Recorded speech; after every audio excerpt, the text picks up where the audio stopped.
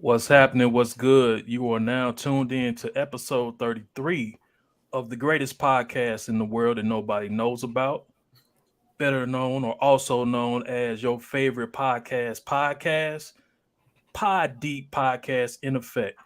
We're running a little light tonight, so you only got me, the R, you got Jay and Hughes, but we're going to do our best to keep things rolling and make it still fun and entertaining for you like we always do every week. So, how y'all doing tonight, man? Doing good, bro. Doing good. How about yourself? I'm hanging in there. Jay, what's up? Feeling good, feeling great, ready Okay. to pop. All right. So I'm gonna kick things off. Usually, our dedicated followers know all 258 subscribers and five people that actually watch us. They know how we get things kicked off, and that's with the deep thought question of the day. So said is not with us tonight, so he won't be able to give us one. But I'm gonna step in his place and I'm gonna pose one to the fellas, and then we gonna kind of riff on it and see how it go. So, deep thought question of the day: if you could sit down and talk to anyone who is deceased, who would it be? So, take it into perspective. Not no one personal, mom, dad, or anything like that, but just in a historical sense. If you could sit down and talk with anyone, who would it be? So, Squeak, I'm gonna start with you. Who would it be for you? Man, I have four individuals. The first individual I had is Pharaoh Khufu. He had the largest pyramid in Egypt. Second person I had was Annie Malone. Third person I had was O.W. Gurley. Then I had Malcolm X, and I narrowed it all down to O.W. Gurley. He's the one of the wealthiest men of Tulsa, Oklahoma. He was an educator. He was a real business entrepreneur, and he was he owned land in Tulsa, Oklahoma, and he also survived the Tulsa, Oklahoma riots. But he never got back any of his land that he lost, any of those business. You know what I'm saying? He's one of the first guys that that created like a hotel and stuff like that. And he never got he never got any of that money back from insurance policy that you would normally get as a business owner. Um, doing like a riot or something like that. The government didn't, replace his business. And my questions for him would have been like, as an educator, as a guy that worked, started off as a teacher and worked in the postal service. My sit down questions for him would have been like, what opportunity did you see? What made you want to go out to Tulsa, Oklahoma? Being that the guy was born in Alabama, and he was raised in Arkansas. So I would just really like to pick his brain. What I'm saying, ask him a couple of questions and stuff. Like what inspired him. What got him going and stuff like that. That um, that part of history haven't been told to a lot of individuals. I didn't learn it in school at all about the Tulsa, Oklahoma burning of Black Wall Street as we know it. So I would love to have spoken with someone that was like the brains behind that operation. That's what's up. I would like. I don't think I've ever heard of him. Yeah. Um, so yeah, I appreciate that one because me personally, I just went for low hanging fruit, but to actually, think about it and come up with an obscure name like that a lot of people might not know. Yeah, Hmm. that was a good one, man. Appreciate that one. No problem. Jay, what about you? I'm mute again 6 weeks in a row, baby. I need a button up high. I gotta figure that one out. Um, I have two. I'm going back. I love comedy and comedians, so I'm going back. I'm bringing Richard Pryor, and Good one. That's a good one. he's probably documented on his whole life is probably pretty much documented. It's probably fully accurate. Um, but still, I would like to have a conversation with him, hear his story, from himself instead of secondhand. So Hmm. yeah, Richard Pryor, one of the greatest comedians to have ever lived. Second, Tupac. I want to know how he feels about all this slander that comes his way every year. People keep picking Jay-Z and whoever else, Nas, as the number one rapper over Tupac. So I want to know how he feels about all this Tupac slander. We'll get to that. I'm guessing we'll get to this in the current events portion of our show. Yep. So those are my But two. yeah, but that Richard Pryor one, I like that one. Because Richard Pryor, he's a genius of comedy, but I don't know if you've ever watched any of his interviews, but he has a real great perspective just on the culture and just the plight of black people in the country during his time. I don't know if you guys know Dick Cavett, but he had a talk show back in the 60s and 70s. And it was a different type of, like, it was much more free and open.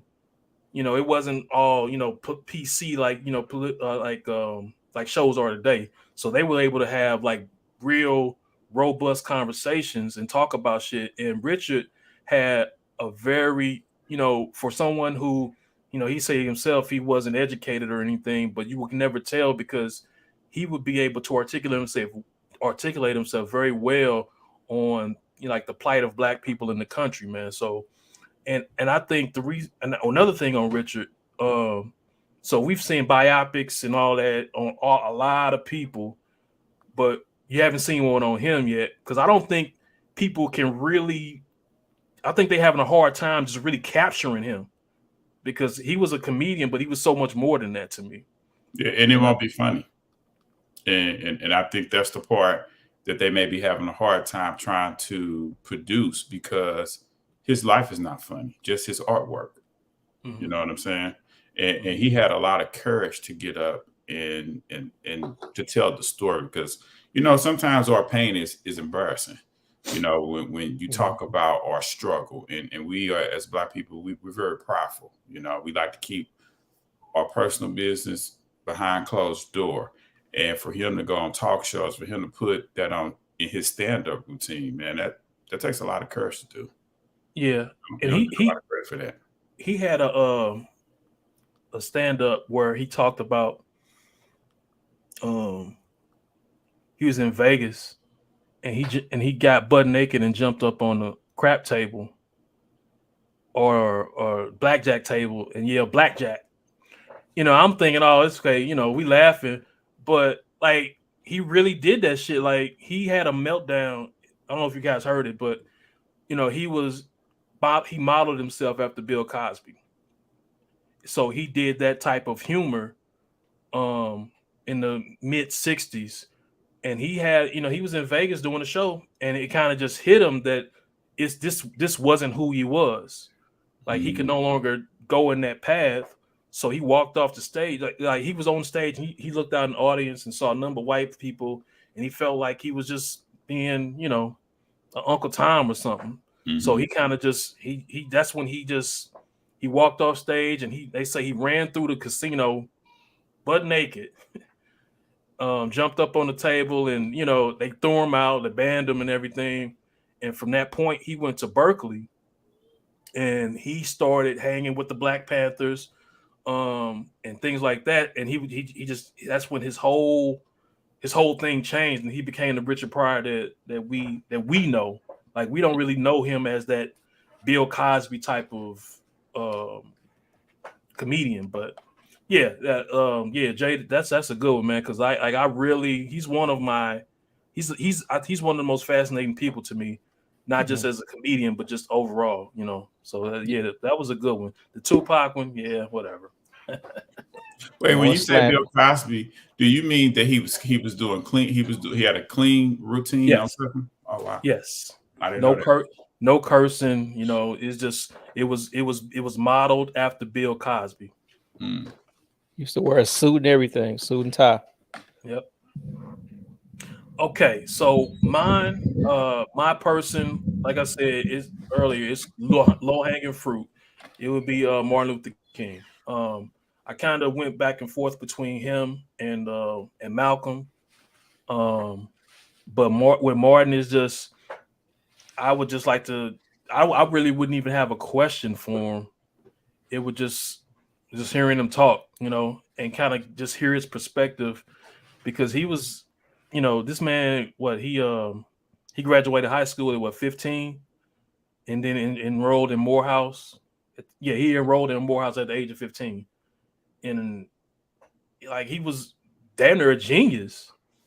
And just for him to have the type of perspective that he had at such a young age, he died at 39, but yet he did so much in such a short period of time. And even though I lean more towards the Malcolm X philosophy, I think Martin Luther King he's just a fascinating individual. He's one of the greatest.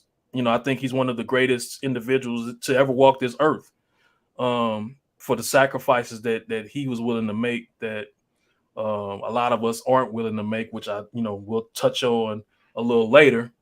But yeah, for me, it would be Dr. Martin Luther King. He would be the person that I would want to sit down and have a conversation with. I thought about him. Between Malcolm and Martin, and even Medgar Evers, I don't think I could even face those three men, because I don't think I could handle them asking me questions.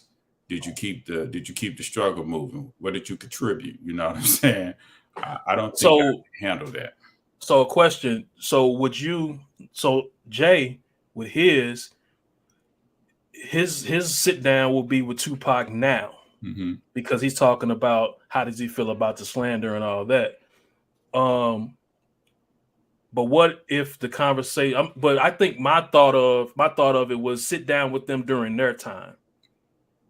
Not sit down with them now, but sit down with them during their time. So we are in 2023, and we are in our 40s, but we are being transferred back to, if it's Martin for you, back to 1960, let's say 67, before the assassination, 68. Yeah. Tupac 96, before September. Yeah. Okay. Yeah. And mine's So 19. So with me, like to pare it down. Okay, he was shot April 4th, 1968. Right. Being able to sit down with him April 3rd, 1968, and have a conversation with him, and just kind of just see where his mind is at. Knowing that, tomorrow is going to be the end. But do he know I that? know that. I know that. Do he know that though? No. I mean, I know it, but okay.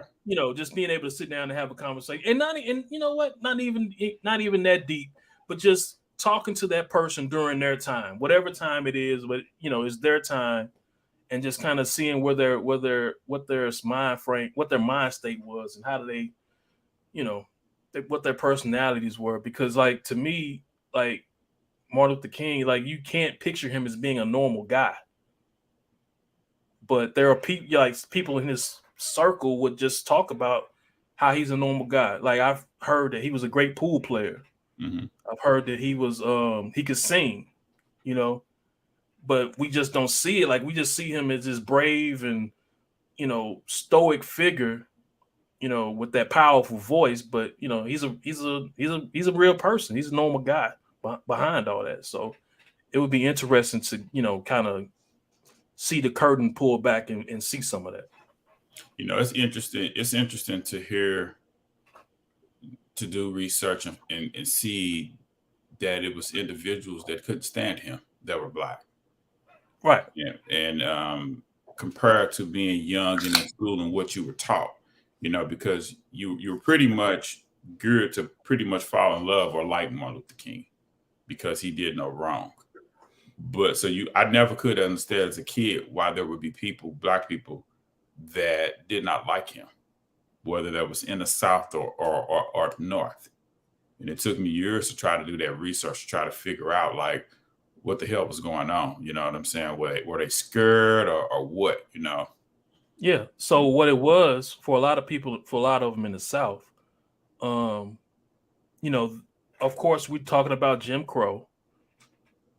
And a lot of them so the way they looked at it, he would stir everything up with his marches and his speeches, but then he would leave and they would be left to deal with the aftermath of it. Mm-hmm. So that's why a lot of them was like, they was cool on him. Like, nah, don't come down here with that, because once it's cool for you to come down here and talk about, integration and equality and all that. But once you leave, we the ones that still got to live here and deal with the white man, Yeah.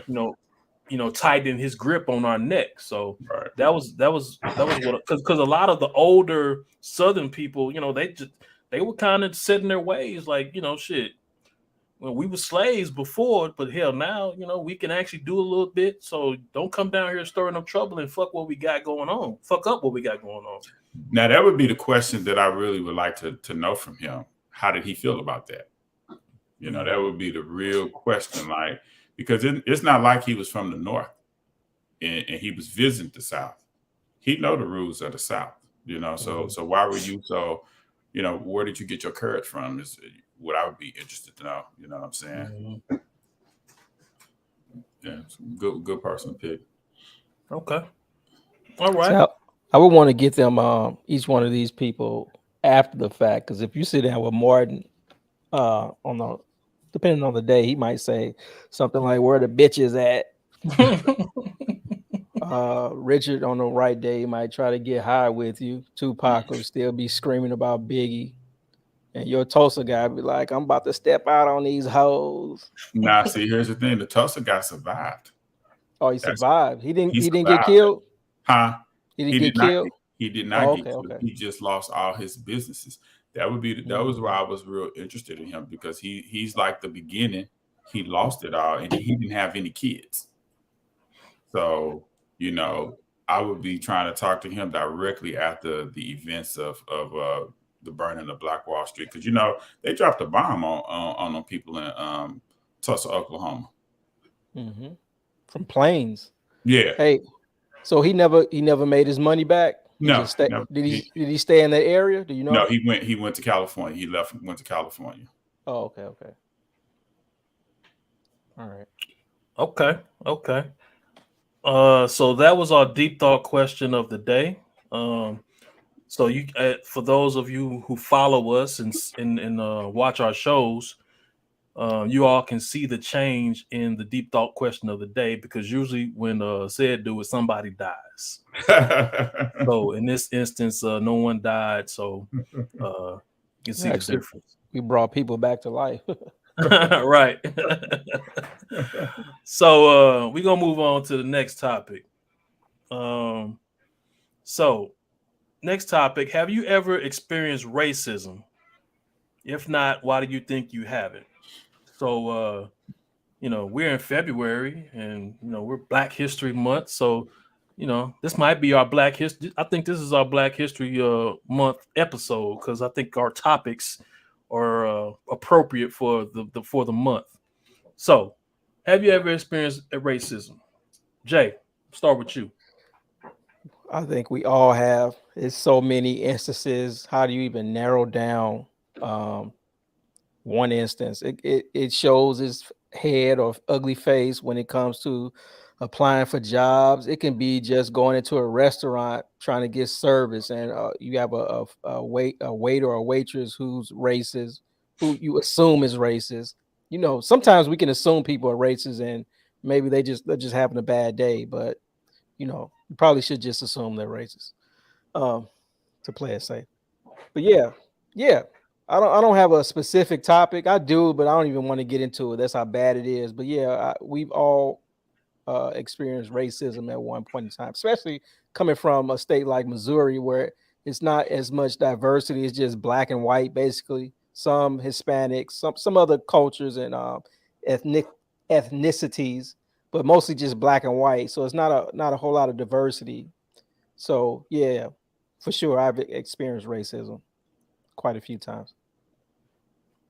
What about you, Squeak? You got. I mean, I think we're definitely all in agreement that we've experienced it indirectly. Mm-hmm. But do you have any direct instances that you could point to? Nothing that led to yelling and screaming and hollering. You know, when I experienced it, I could tell it was for a job interview. I could tell that the person they was looking for was not me as I walked in the room. You know, just from the full name, and I can tell the life of the atmosphere kind of left the room as I entered and greeted everybody. You know, suited and booted. You know, shook everybody's hand, you know, gave eye contact and shit. You know, they wasn't interested no more, you know, and they really didn't have no questions to ask me. You know, I got at the interview. Yeah.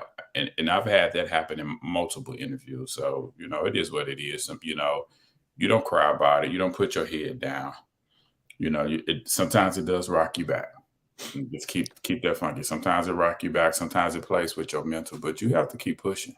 You know, if a person, you have to keep pushing. You know who you are. You have to know who you are. You have to believe in yourself, you know, and you don't let that company define, those individuals in that company define or represent that particular company. You know, you just have to keep on pushing and stuff like that. No. Okay. Hey, let me double back. Let me just throw in a specific one real quick, so I can stay on, on brand. So, getting ready. This is years ago. Getting ready to get on the MetroLink, like the day before. I parked my car at the MetroLink. I was young and dumb. My car had rims on it, 1986 Delta 88. It was nice, a nice car. I got it from some old people and fixed it up a little. Dummy parking it at the MetroLink. I don't know what I was thinking. But my alarm, I can tell my alarm had went off, when I made it back to the car after work. So somebody had tampered with the car, but I wasn't sure. I didn't see anything wrong with the car. So the next day I park at the MetroLink again and I'm looking around. Now, keep in mind, at this time, people were breaking into cars and stealing cars at the MetroLink station. And I'm pretty sure they still do it. So, but I'm thinking, young and dumb again, that I'm safe because I have this car alarm on it. They won't mess with my car. So anyway, I'm looking around. Now, the story had been, everybody knows that cars are getting broken into and stolen from this MetroLink station. So I get on the platform, get ready to get on the train, and I'm not bothering anybody. And this white guy out of nowhere just approaches me and was like, got confrontational with me, thinking like I'm there to rob him when I'm just like being paranoid, kind of looking at the parking lot, looking at my own car because somebody was messing with my car. And he was just confrontational with me. And I just had to respond back. It kind of took me, I don't know, what's the phrase? I got taken aback, I believe is how you say it. Mm-hmm. By him saying it to me because I wasn't expecting that. I wasn't even paying attention to him. And he was just basically treating me like I'm the thief, which really in reality, I'm looking to prevent. I mean, how can I prevent it? Shit, I'm getting on the MetroLink. I'm leaving the car again. But I'm looking worried about my own property, and he's accusing me of being a thief. So we had a little back and forth on the MetroLink train. And you have to be careful. You don't know if people have a knife or a gun or whatever, so you can't go too far. Or if you go too far, you better be ready to handle the consequences. So we have a little back and forth, and I go sit down. He sits down.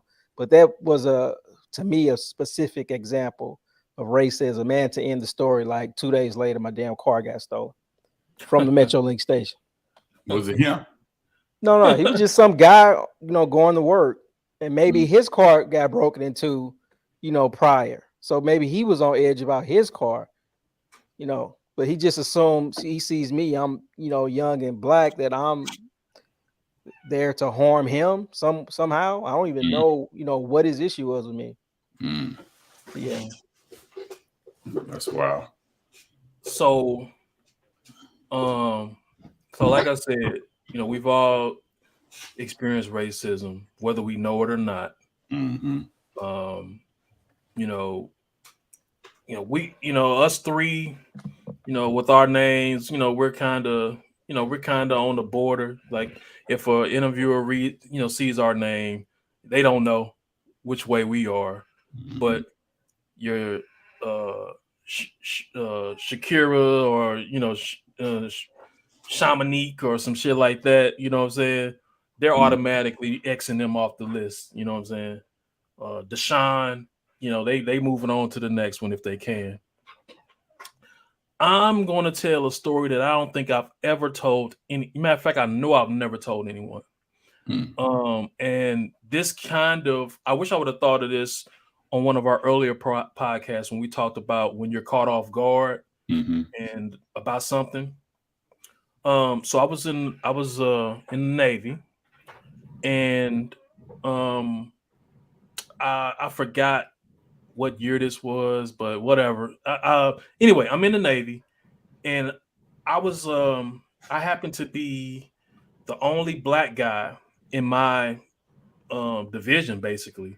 I was in an advanced electronic computer field coming out of boot camp, so that kind of geared me to a certain job, and in that job there weren't a lot of black guys. Okay. So one day I'm in one of our spaces, and one of this white guy, he has a rope in his hand, right? So he has a rope, and he started dangling it. He looked at me like, "Hey, remind you of anything?" So I'm like caught off guard. I'm like, "Man, fuck you! What the fuck you talking about?" You know what I'm saying? So that was my response. But for the longest, I felt bad. Like I should have put hands on him, for coming at me like that. So the only thing my only response was like, "Man, fuck you." You know what I'm saying? But that culture, I don't want to say that was the culture, but it kind of was. Like you kind of went at each other like that.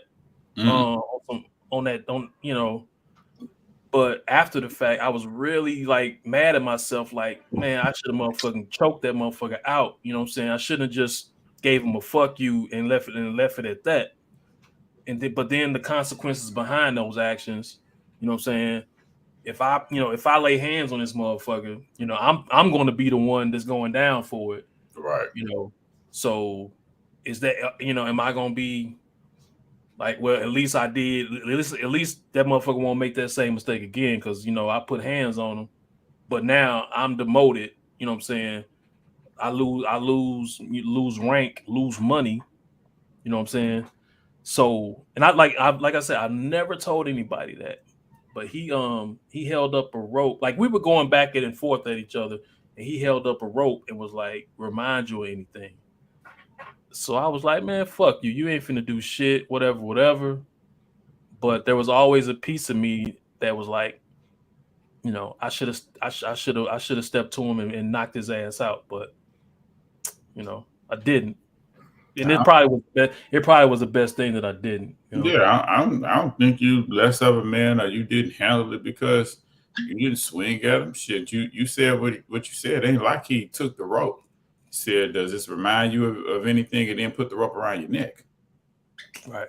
It's not like he did that shit. You know what I'm saying? I think you handled it pretty cool. But what just popped in my mind is that the military in all different branches, it's no reason why they don't have diversity training for you all. And to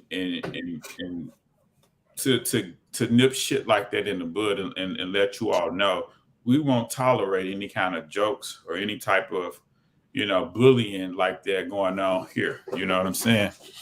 Like of all the places in this country, corporate America and different private businesses, the military needs diversity training for you all, because it's all different walks of life of individuals coming from different backgrounds, different races, different creeds, you know what I'm saying? Male, female, some coming from orphan situations. So yeah, military definitely dropped the ball on that for you all, because you guys were 17, 18, 19. Yeah. I think they're probably doing a better. I mean, you got to take into account that I was in from 96 to 2002. So here we are in 2023. So I would believe that they've taken strides to be more inclusive and try to stop, and try to make people more aware of things like that. But yeah, going back to it. Old boy was joking. Let me kind of put that out there. He wasn't serious. Like he wasn't like, hey, I'm finna do this. He was just joking because like we were going back and forth. So it was a joke. But at the same time, I was like, after the fact, like, you know what? I should have done a little bit more than the fuck you. I should have put something on him. So Yeah. that was kind of my my back and forth with that. But Well- it was just a joke. He wasn't. He had no real intentions of trying to do anything. He was just joking. But shit, like Chris Rock says, truth in every joke, and sometimes being out of line get your ass slapped. You know what I'm saying? Right. Like, just because you was playing, you have to watch what the fuck you say to people. That's not a joke to certain people who saw their people hanging from a tree. You know what I'm saying? They not gonna be laughing at no shit like that. Yeah, I get what you're saying, but yeah, you say that shit to the wrong person. Yeah, they definitely going upside his head. Okay. So we can all agree that we have experienced racism and we continue to experience it, whether indirectly or directly. So, moving on to our next Black History topic. All right. So, could you be an activist? Would you risk it all for the cause? Why or why not? I'm gonna start this one off. Okay. Could I be an activist? At this point, no, I could not be. Being at the age I am and having responsibilities, obviously, I'm not gonna be out in the streets of Ferguson throwing Molotov cocktails. I think we all have our roles, and we do what we can in our roles. So we need people who are willing to go out there and throw those Molotov cocktails, but we also need people behind the scenes, doing what they do. What in whatever fashion or whatever form that is, you just got to know your place to me. So, just quick and dirty answer: no. At this age, I couldn't be an activist. Could have been one 20, in my teenage years, early 20s. I say no because we didn't know. Like, we really didn't have the knowledge of the past to really get that mentality. Like, the Black Panthers wasn't taught to us. The only time we heard about Marcus Garvey was in February, and that was just a brief blurb about who he was or what he did. Malcolm X, like, I don't think I knew who Malcolm X was until maybe middle school, maybe. When did the movie Malcolm X come out? That came out like 92. So yeah, probably about late 80s. So yeah, middle school was probably when I first heard about Malcolm X. So I think it would be hard for me to have been an activist at an early age because we just weren't privy to that type of information to get that type of thought process. So yeah, so that's my answer. Squeak, what about you? Could you be an activist at any point in your life? No, not at any point in my life. The answer is no. I'm not a frontline type of guy. I'm not the type of guy that, I never liked war. So I'm not the kind of guy that's going to jump on the front line when I know history says that when you jump on the front line, your days are numbered. So if I'm gonna be an activist, I'm gonna be the background. I'm gonna throw a rock and hide my hand and act like I'm not involved in shit. So that's who I am. Because, like I said, history tells us. I mean, to be an activist, not only do you have to know what you're doing, you have to have that type of courage. You have to be that person to put your family at risk. And I'm not willing to do that at no stage, no point in my life. Not as a young teenager, be able to have my house fire burn where my mother, my sister, my father grew up. I wouldn't want them hunting down my father to get to me, or hunting down my mother to get to me, or hunting down my sister to get to me, or getting to someone closer to me to make me feel that pain. I couldn't see myself doing that, risking it all. I'm the type of person that's going to work in the background and make sure that, you know, we got the financials together, you know what I'm saying, that we got the vehicles together, the transportation, stuff like that. Like I said, I'm gonna throw the rock and hide my hand, you know, and I'm not speaking. I don't want the spotlight. I don't want the exposure. I don't want to do the speeches and do the interviews and stuff like that. That's not the type of person I want to be. You know, if I'm gonna be an activist, I'm gonna be behind the scenes and getting to know the players and all that stuff. But to answer your question, at no point in my life, no, I'm not gonna be up on the front line. I'm not gonna put my family at risk. I'm not gonna risk my life for that. Okay. No, for me. Okay. And shout out to you for being the most well-dressed person ever on the podcast. This is for you, baby boy. This is for you. What's up, Jay? How you feel about being an activist? Could you do it? I'm glad you guys went first, because if I would have went first, I probably would have gave some bullshit answer like yes, but the answer is no. I don't even, to be honest, I stopped even voting. So how can I say I would be an activist when I don't even vote, really? So I'm totally turned off from politics. I support people who are activists. Ben Crump seems to be the new frontline leader when it comes to dealing with police brutality cases. Just got a law school named after him, which is a good thing. So yeah, I salute all the activists who do go on the front line. Jesse Jackson, MLK, Malcolm. Fuck Jesse. Okay. You know, Rosa Parks, everybody's Harriet Tubman, all the frontline people who have put that work in. Panthers. But no, I don't think Tupac. I don't think no, I don't think I could be an activist. Nope. Let me remix this question. What if you take us all back to Alabama, Georgia, Mississippi, not even Mississippi, Memphis, and Martin Luther King is coming to the city. Dick Gregory is aiding us financially. Medgar Evers is coming to our aid. Do you guys think that, and we can't eat at any of the local restaurants at the counter, we have to eat in the back. You know, we are in those Jim Crow days. Do you all think that you would have the courage to stand up and fight, you know, to make to do a protest? Now, going into this protest, you know that all we're going to do is just sit down at this counter.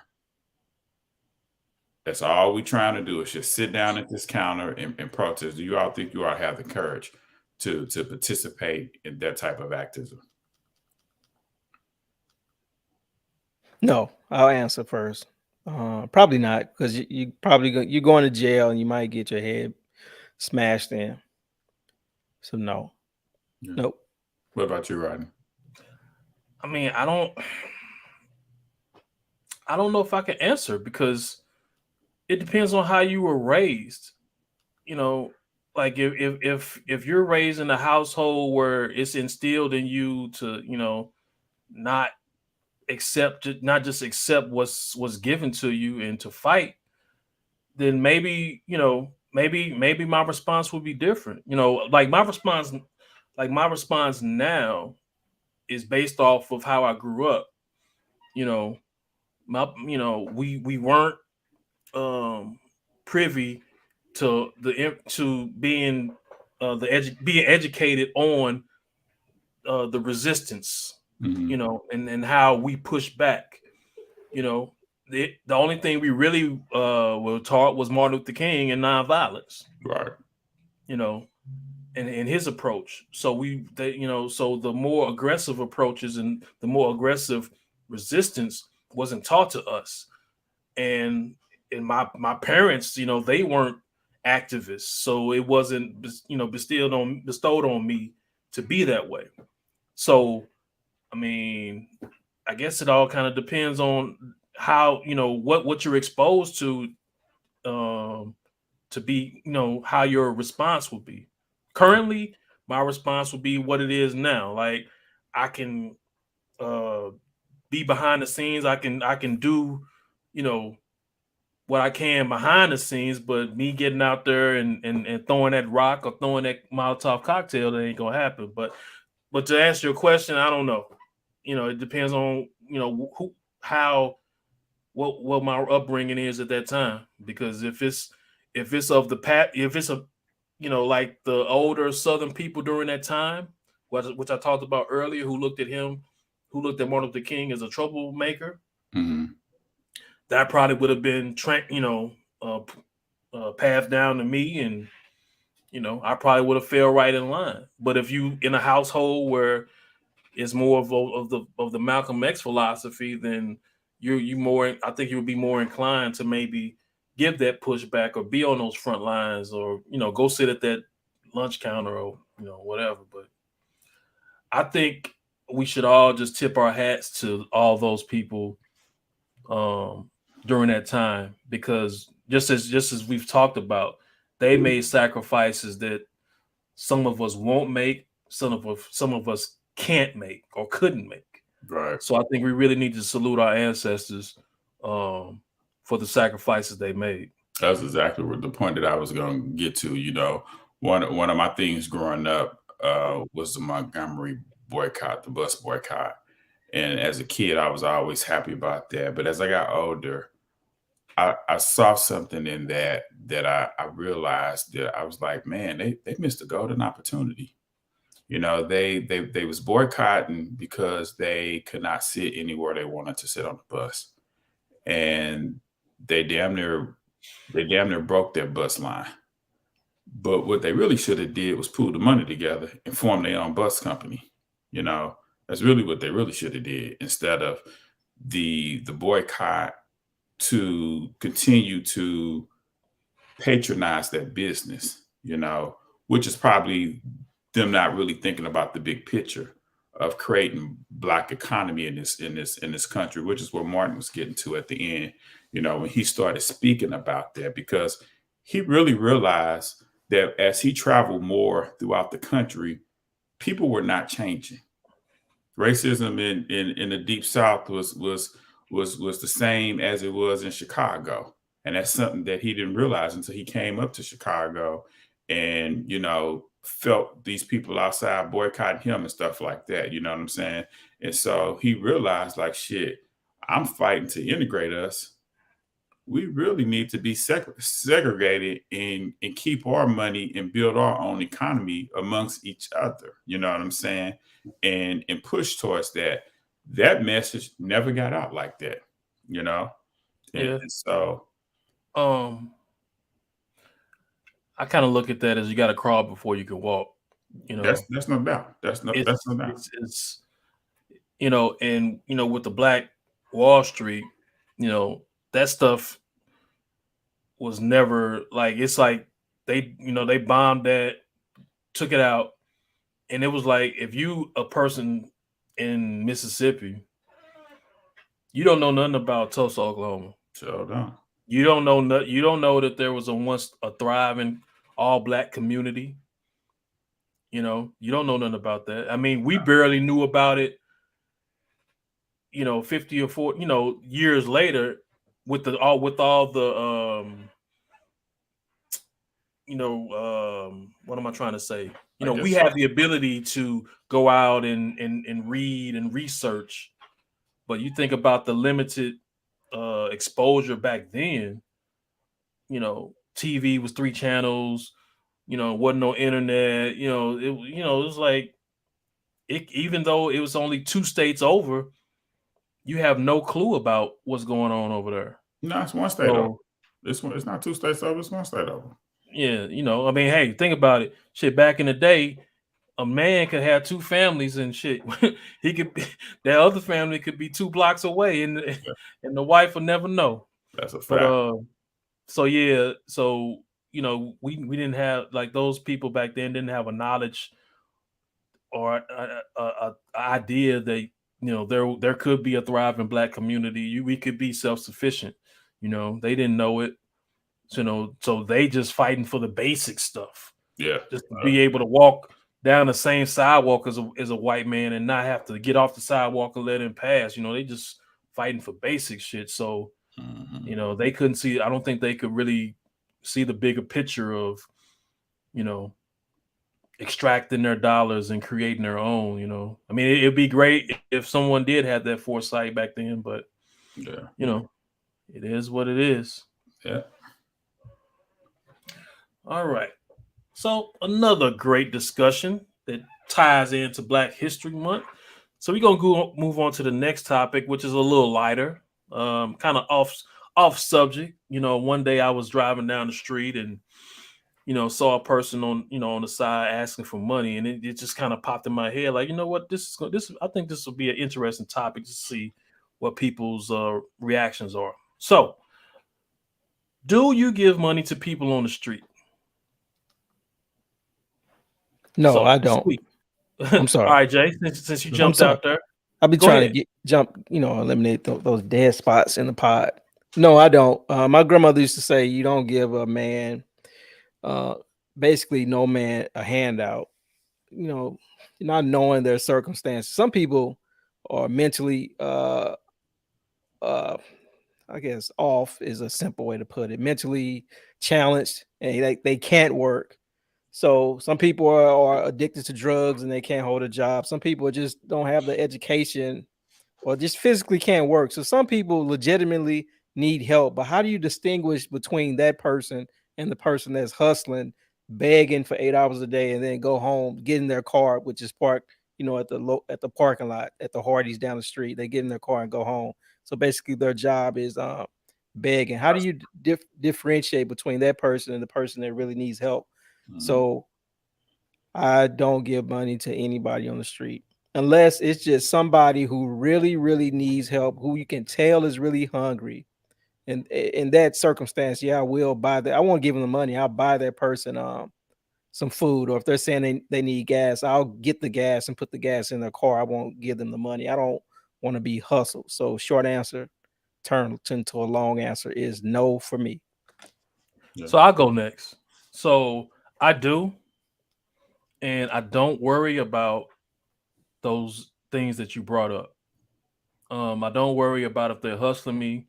I don't try to figure out if they're sincere in what they're saying, because to me, it takes, that's humbling. That's a humbling thing to get out there and ask for money, whether you need it, whether you hustling me. I don't care, because to me, if you hustling me, fuck it, karma will get you in the long run. But to me, I'm like, I don't worry about it. So if I, because it's not gonna kill me if I'm in my car and you ask me for money and I just reach down and grab the little change that's in my damn console and I give it to you, like, here, Playboy, take that. I mean, that's 75, 85, $1.25, whatever. I mean, I'm not missing that. So if they want to hustle me for $1.25, God bless them. But I look at it more as like there are really people out there that need it. Whether they on drugs or whether they mentally challenged, what have you. I don't even get into. I don't even go that deep with it. So if I got a little something to give them, I give it to them, and I don't look back. I don't worry about whether they gonna go jump in their car and at the Metrolink and drive off and live a good life. So for me, yeah, I'll give it to them. Yeah, for me, 95% of the time, I'm not giving it to them. That 5% of the time, it's how I feel and look down. My wife got to a point where she was just seeing so many people and she wanted to help out. So she started making these Ziploc bags, one for men and one for women, female items and stuff, and she was keeping them in the back of her car. And I just smiled at her, because when we get in the car together, she just wanted to help the world. And I'm like, it's not safe. It's not safe to do that. You don't know who really needs the help. You don't know who's hustling, and you don't know who's ready to rob. So how I look at it, I let the Almighty help you out, because what I don't want to do is put myself at risk. I've been robbed before, being out trying to do something nice, maybe I would have it go. I don't want that feeling again. What I know about people that's living on the street, They don't have time to sit somewhere 8 hours to beg for money. They out there working. They got a shopping cart. They're picking up shit. They doing what they doing, and they getting their ass somewhere asleep at a certain time. You know, all the other people, they doing what they're doing. You know, and so my wife is out there passing them, going to the corners and rolling their window down and passing them bags out. We pull off, see them damn people throwing them bags across their shoulder. They want that shit. They ain't want no shampoo, no soap, no toothbrush. They ain't want none of that shit. They wanted that. I mean, but think about it. If I ain't got nowhere to live, what good is this damn shampoo? Like, where am I gonna shower at? Shit, water fountain, wherever you get it. Shit, you got a toothbrush. She had a lot of shit up in there. You know what I'm saying? If you ain't got nowhere to live, somebody give you like some mouthwash, toothpaste, deodorant. You know what I'm saying? You like, oh shit, thanks. I needed this. Look at that shit like, where's money at? Oh, I know, man, get the shit out of here. I don't need that shit. So, you know, I was just like letting her know, like, hey, let the Almighty do what he do. That's his job. That ain't your job. You know? So you all are fuck everybody. It's not a fuck everybody. It's on how you feel what you're seeing in the moment. You know what I'm saying?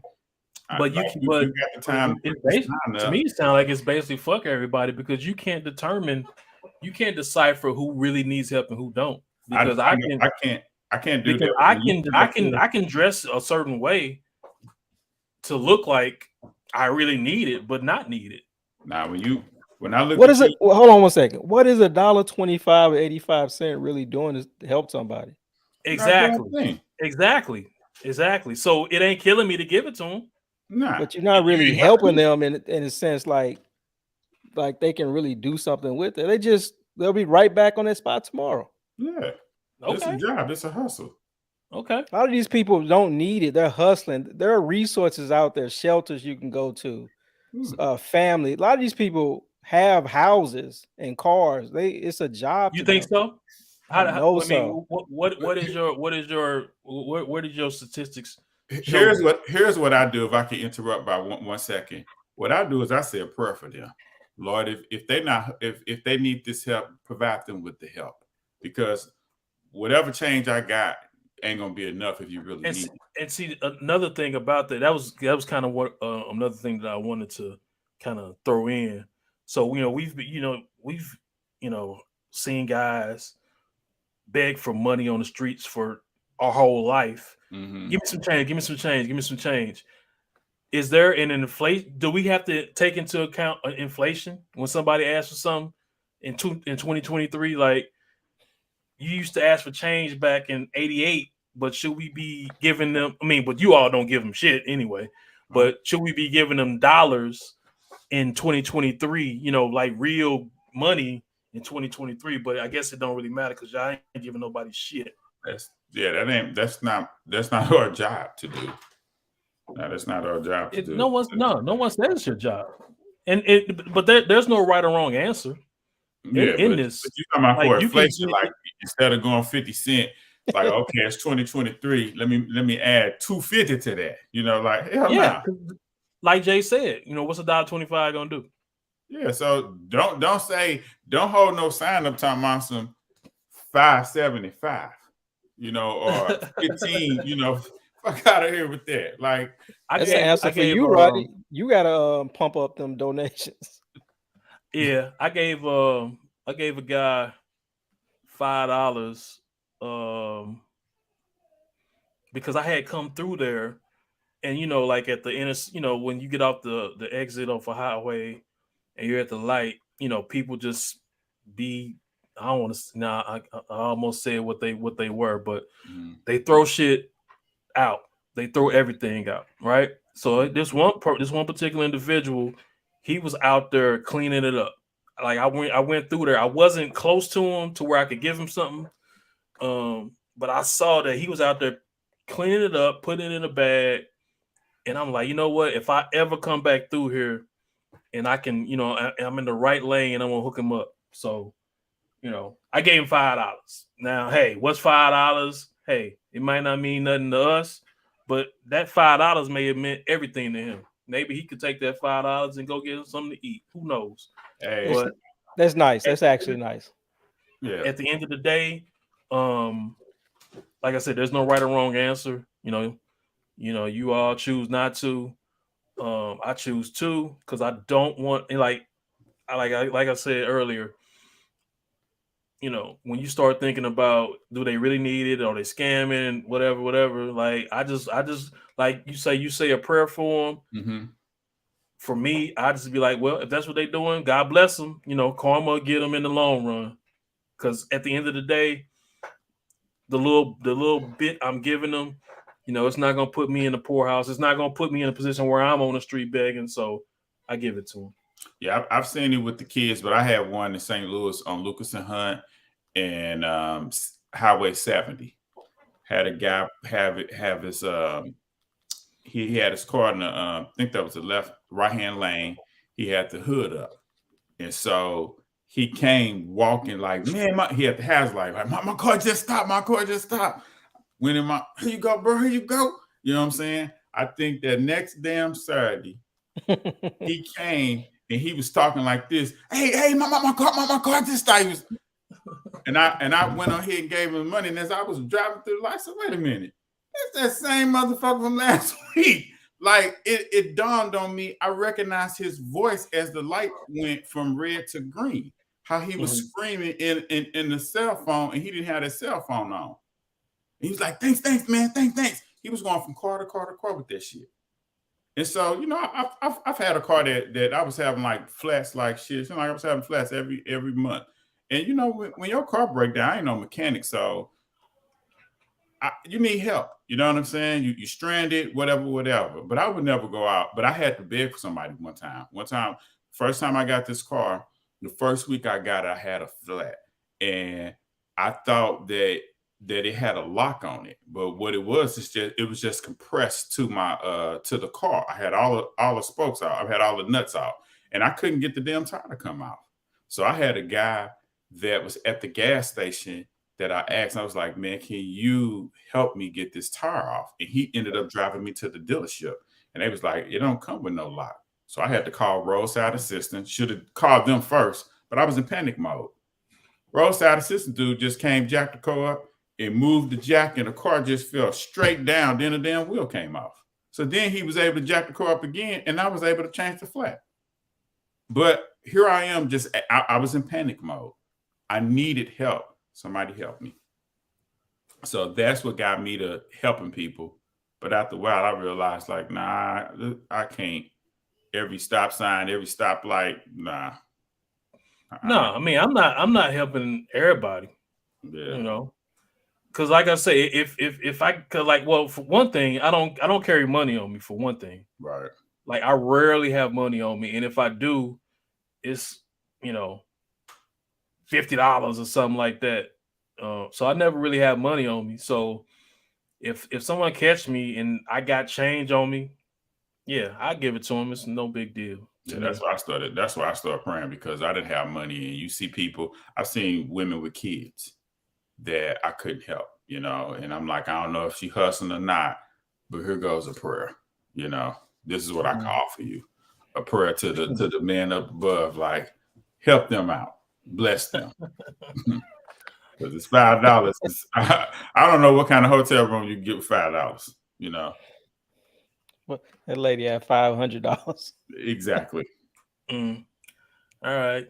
We're going to move on, you heartless bastards. So, next topic. Can you separate art from the artist? I just give you a little background. Like, since the last time I hosted one of our podcasts, like whenever something comes up in my mind, I'll just jot it down as a future topic. So I think this one came when it was rumored that R. Kelly had dropped the album from prison. I think he came, or some of his people came out and said he didn't drop it or whatever. But I think that's where this question originated from. But so can you separate art from the artist? Squeak. Yeah, and it's funny as you went to explain that. He's the first person I thought about. I was a huge R. Kelly fan. I think I went to two of his shows. One Best of Both Worlds and one his solo act. Uh, he was great at the solo. He struggled at the Best of Both Worlds. But to answer your question, it's at my discretion. And when it comes to R. Kelly, the artist, dude is fantastic, phenomenal artist. I may not listen to something of his, but I don't rock with him for what he did. Now, can I separate it? Yeah, I choose not to because I thought what he did was absolutely wrong. That's just me personally. Same thing with Bill Cosby. I may catch a episode of the Cosby Show as I'm flicking through TV One or something like that, and like, man, I really looked up to dude. You know, dude did a lot for the culture. You know, but he also screwed over a lot of women. He also badmouthed a lot of comedians. That didn't necessarily affect me, but seeing his real life and how he was, that made me kind of look at him a certain way. I got just a soft spot in my heart for Kanye. Let him say what he say. I really rock with his music when it's on point. You know, I could separate the art and his message from him as an artist. I really like his music like that. So I've given him passes when he's just verbally just, screwing shit, So yeah, I don't have no problem separating the art from the artist. I pick and choose my battles on who I want to rock with. I think that's what a lot of people do. I think it depends on what that person does because, if it's something that's viewed as being taboo, then people will cancel them. But if it's something that don't necessarily affect you, then you still do what you still listen. Jay, well, how about you though? Well, let me get your input on this one. Yeah, it depends on what the person did. It also depends on when you find out about it. Like I love Marvin Gaye, but you find out we didn't have the internet back in the day, but you find out he was a pedophile himself. He had a baby with a 16-year-old. But that, to be honest, that doesn't stop me from my love of the music. You don't have to love the person to appreciate the art. So yeah, I can't separate it. But I was off R. Kelly. I got to be honest. When that tape first came out, I was still into the music. It was like a young, naive time for me. I was younger back then. But as the stories kept coming out, I cut R. Kelly off, years ago. I didn't really understand why people were still supporting him, knowing, what he did. It was too many accusations and people coming out saying the same thing about him, and people were sticking up for him, which I didn't really get after a certain point. But to answer your question, I can separate the art from the artist, depending on what the artist did. How bad is it? Because all of us like certain rappers who have been linked to drugs or even up to murder, and we still rock with their music. So it depends on what they did, if how well you like that person and who you are as a person. But for me, yeah, I can separate it. Yep. So for me, I can separate it from the artist.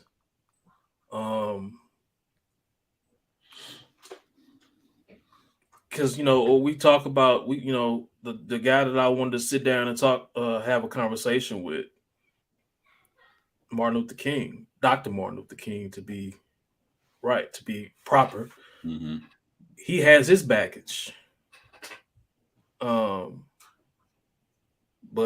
does that make him less of a man? Do we want to cancel Dr. Martin Luther King because he had extramarital affairs and whatnot? To me, if you,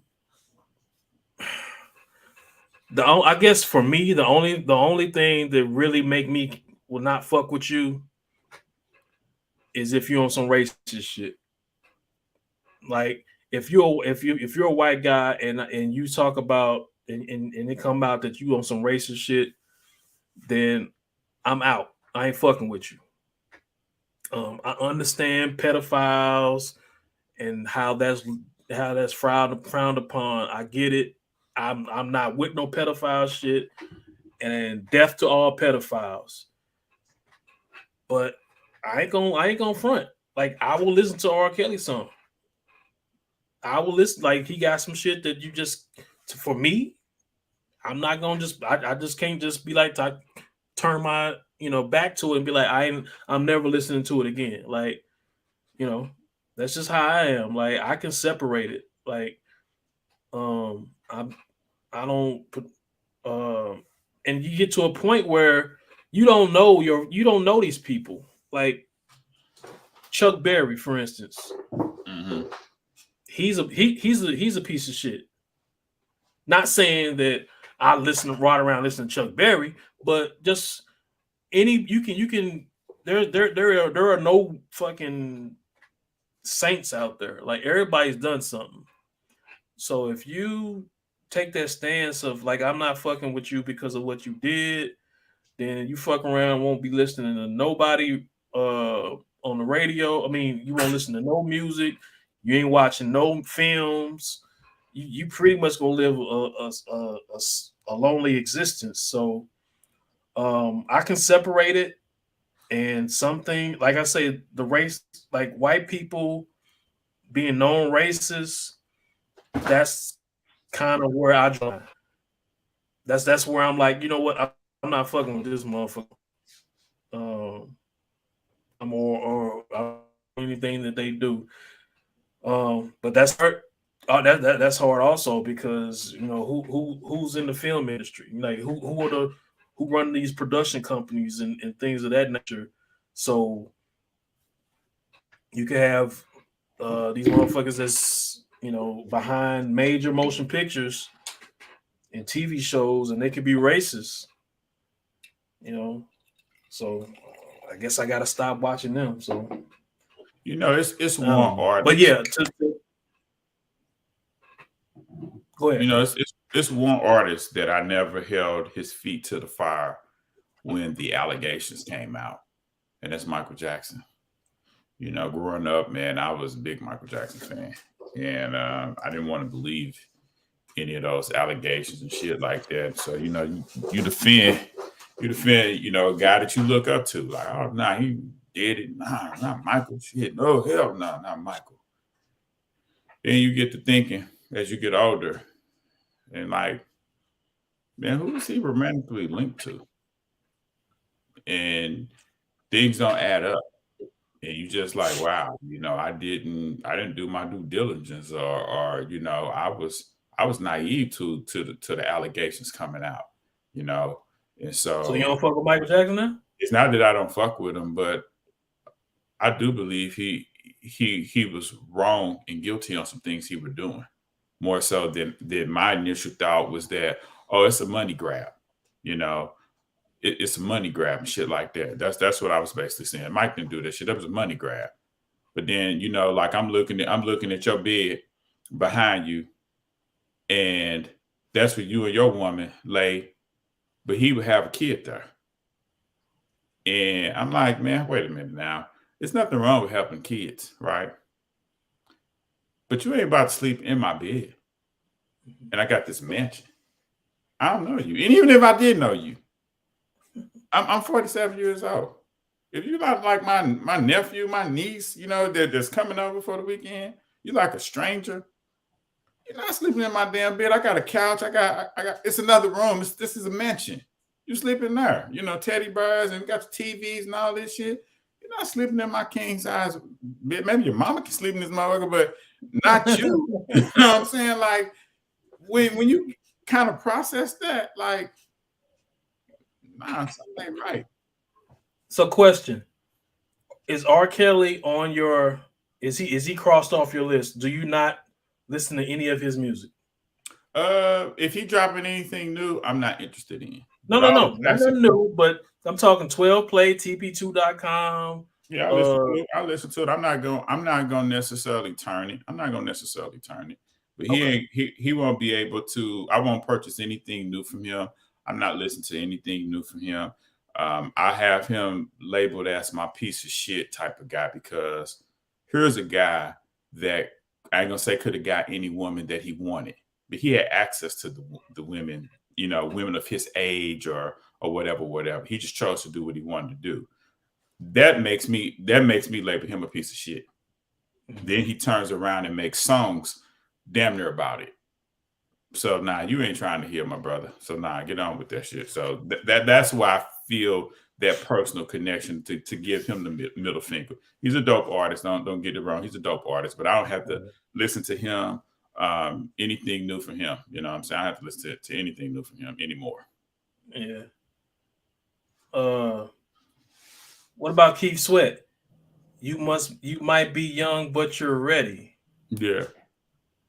So like LL Cool J and what was that? What was that? Brenda got a big old butt. He went. He was talking about how he went to the high school so somebody could ride his jock. You know what I'm saying? Like, this is something that's real prevalent in music, man. Sure. Jay-Z, like, people try to look the other way with that Foxy Brown shit. You know what I'm saying?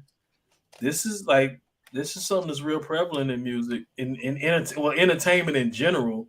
Yeah. Like, it's a lot of that shit going around, man. I heard Nick Cannon mention something about the fashion models. After the fashion is over with, they go to the boat, to the yacht, to the billionaires and whatever, 14, 15, 16-year-olds and stuff like that, Yeah, I'm a grown man. I'm not really interested in young 14, 15, 16 looking young lady, That shit doesn't turn me on. Jay, you got anything else to add on this topic before we move on? No, I think we pretty much said it all and we've done it all.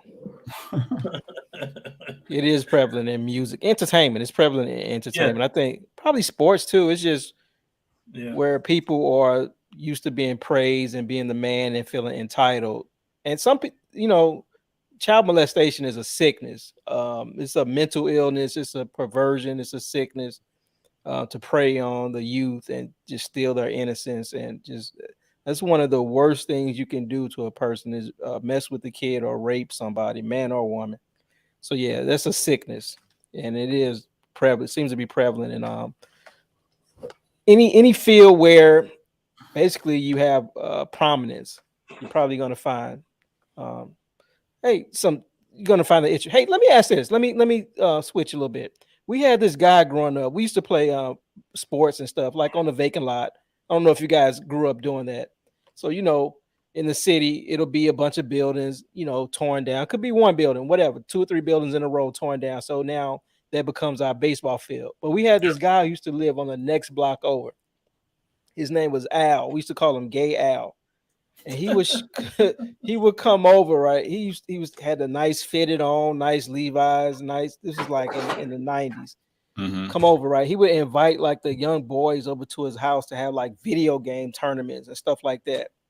And he would come over and he would be the quarterback for both teams. He was an older guy. He had to be in his like mid-20s, at the time. Way too old to be hanging around with us. And we just the word in the hood was he was a pedophile. Like, who wants to be inviting young boys over to his house to play video games and shit like that? It just was strange why he was hanging around us.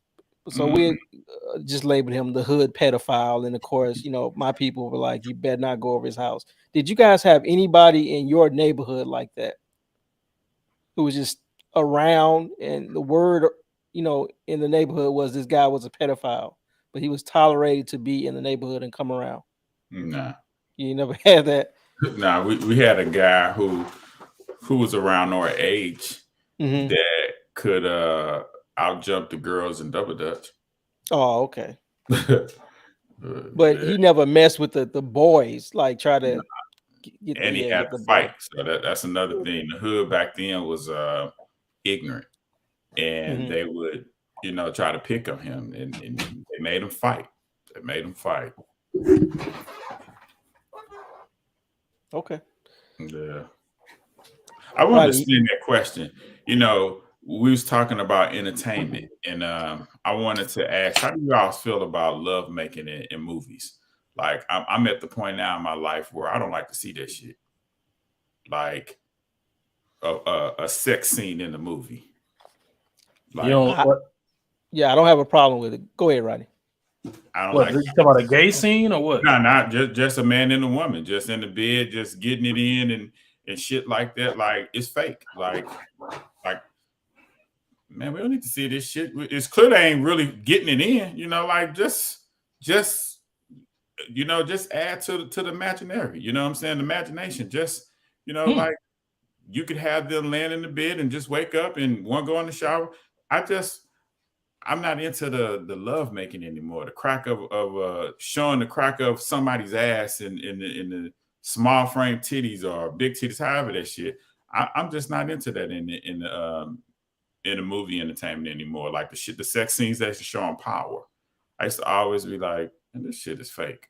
Like, it's nothing real about the shit. And you don't turn me on though. Is what the point that I'm getting to. And I never thought.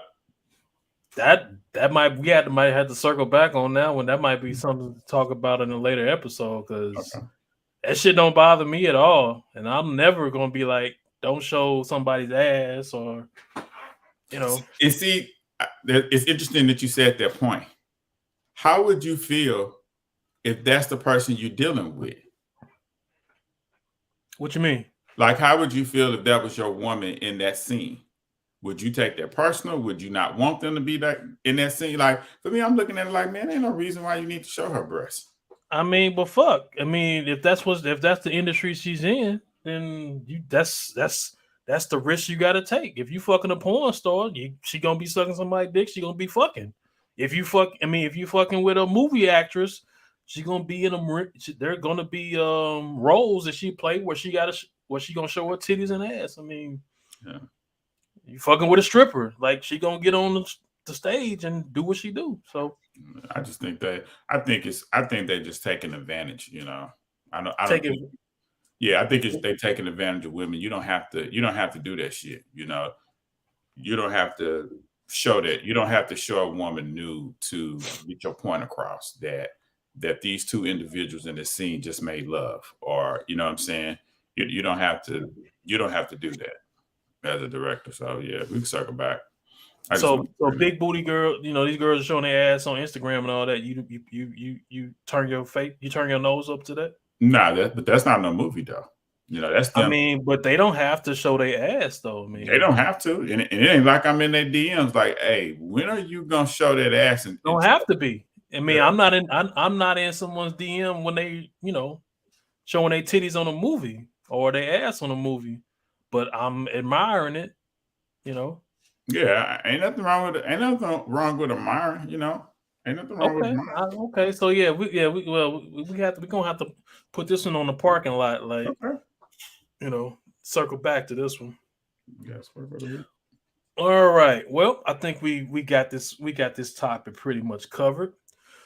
So we're gonna move on to current events. So I'm gonna open up the floor to anyone who want to talk about anything that's current in the news. So we got a few things out there. We had a black man shoot up some people up in Michigan State.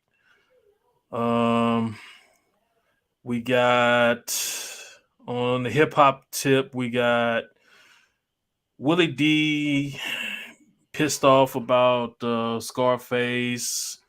We got the whole Billboard thing. They got Jay-Z as the number one artist. Big Gip, for some reason, he got something against Jay-Z because this nigga's going in on Jay-Z on several platforms. So I just open it up to you all. Jay, go first. What's your current event topic that you want to talk about? The one I've been following the most this week, besides the stock market, keeping it like in the rap world, is that Scarface and Willie D Ghetto Boys Reloaded podcast. I think that was some great podcast, and I like how whoever produced that chopped up the clips and and put those out like that. Did a great job. I ended up watching the whole 50-minute segment of all the clips, put together, and it was good. I watched every clip and then went back and watched it all as one video. So it was a really good topic. So the heart of the issue was the Grammys 50-year tribute to hip hop. So it was a 14-minute segment where a bunch of artists came out and did like small parts of their, of hit songs, not all of their best hits or biggest hits, just some of the songs they were known for. They came out and did, on the Grammys. Scarface appeared. A lot of people in groups appeared by themselves and not with the full groups. And Exactly. Scarface happened to be one of those people. So, can you give an example of groups that Method Man, Big Boy, Wu-Tang, yeah, Big Boy, Andre, De La Soul, Yep. Now, to Scarface's credit or Quest and the people, DJ Drama was on that stage too. He had something to do with it, and the producers. They did say, or Quest said that they had a certain criteria. It was who was game ready, who was in shape, who, showed up, would show up, or did show up. Some people canceled, day before or day of, who was supposed to perform. So a lot of things, a lot of moving parts that they had to, fit together. A lot of different people you have to deal with, all this stuff going on behind the scenes. But Scarface shows up. Scarface says he gets the call to perform. First of all, I think he should have told Willie D up front that he was going to the Grammys to perform. So he should have been upfront about it. How do you do a podcast with your group member and not tell them you're going to the Grammys to perform when they ask you, according to Willie D, hey, what are you doing this weekend? You say nothing, and then you go to the Grammys knowing you're about to perform. Wait a minute. I thought he said I thought Scarface said he was going to fuck with this Grammys thing on the weekend. I thought that's what he said. He knew, Scarface knew he was going to perform though. That's what he told Willie D, but he knew when he says messing with this Grammys thing, he knows he's going to perform, and he didn't tell him. It's not like he just went to the Grammys and they say, hey, do you want to perform? He went out there to perform. Right. Like he knew he was performing. Yeah, I agree with that. But he did tell Willie D that he was going to the Grammys. Right. But he didn't say to perform. I'm going to the Grammys. He just said it in a nonchalant way. Just fucking with the Grammys. It's coming up this weekend. I'll be there. Right. Okay. Like that. I think that was wrong. So that is kind of sneaky of him. But I can see it both ways. Let me shorten this up. When he gets to the Grammys, he assumes that's what according to Scarface, he assumes it's to do a solo Scarface song. They say, hey, can you do Mind Playing Tricks on Me? That's probably between his solo catalog and his group catalog. That has to be their biggest song. So I could see them wanting him to do that song. I think he should have gave Willie D a courtesy call, especially if he had time to get on a plane and show up. Even if Scarface and Willie D would have had to buy the plane ticket and hotel themselves, I think he should have gave him a call and at least gave him the option to show up, try to make it there to try to perform it. Or like Willie D said, turn it down. If you call Willie D and he says, no, man, I don't agree with that, then Scarface should have turned it down. So for this, I'm on Willie D's side. 100%. I'm gonna go because I think I know where Squeak. I think it's gonna be 2-1 on this one, but I'm on Scarface side. Willie D is not Scarface. Scarface is the biggest, like he's one of the greatest artists. Like he's heralded as being a top 10 artist of all time. He got the call. Willie D will never get that call. And that's what he kind of, I think Scarface was in a way, kind of letting him know in that during that podcast, like, okay, I got the call, you didn't get the call, but he didn't want to just be like, the Grammys is not going to ever call Willie D. And my thing with Willie D is like, you talk about fuck the Grammys. I don't give a fuck about the Grammys. fuck the Grammys for trying to encapsulate 50 years of hip hop into 14 minutes. We need more than that. You can't just put hip hop in a 14-minute segment. Fuck y'all. But then at the same time, be mad because you're not up there. Like, pick a side. So to me, if Scarface is on the up and up, to say he didn't know that they were going to have him do my mind playing tricks on me. If I'm taking him at face value, if I'm taking him at face value, then hey, it is what it is. And also, I don't like, to me, like, no. If they're calling me and I'm Scarface, you're Willie D. So you're here, Willie D is here, Scarface is here. And they're calling me to come perform at the Grammys, I'm coming. I'm not gonna be like, well, what about Willie D? Like, can he perform too? Like, nah, I'm going. I'm going and I'm performing. Now, like I say, the whole mind playing tricks on me thing. Okay, maybe you call them, hey, like, just so you know, hey, I'm performing mind playing tricks on me at the Grammys, man. This is what they wanted me to do. I thought, I was gonna do one of my songs, but this is what they want me to do. Hey, just want to give you a heads up. I guess you could do that, but nah, man. Willie D, know your role, man. You here. Scarface is here, so hey, I'm riding with Face. Yeah, I go. Face line through his teeth. He was wrong on every level. This was an opportunity for him to shit on Willie D. He did it. They both could have got out there and rapped Bushwick Bill verse for Mind Playing Tricks. They don't have to rap. I want me to cut you off. I did, but Yeah, it's they don't want Willie D up there. It ain't about what they want. If you asking me to come and I'm representing my group, I'm bringing my homeboy with me. Fuck what you gonna say. You ain't turning my mic off. We coming out here, we rapping Bushwick Bill part, the part that Willie D wrote. And he has the most iconic verse on the damn song.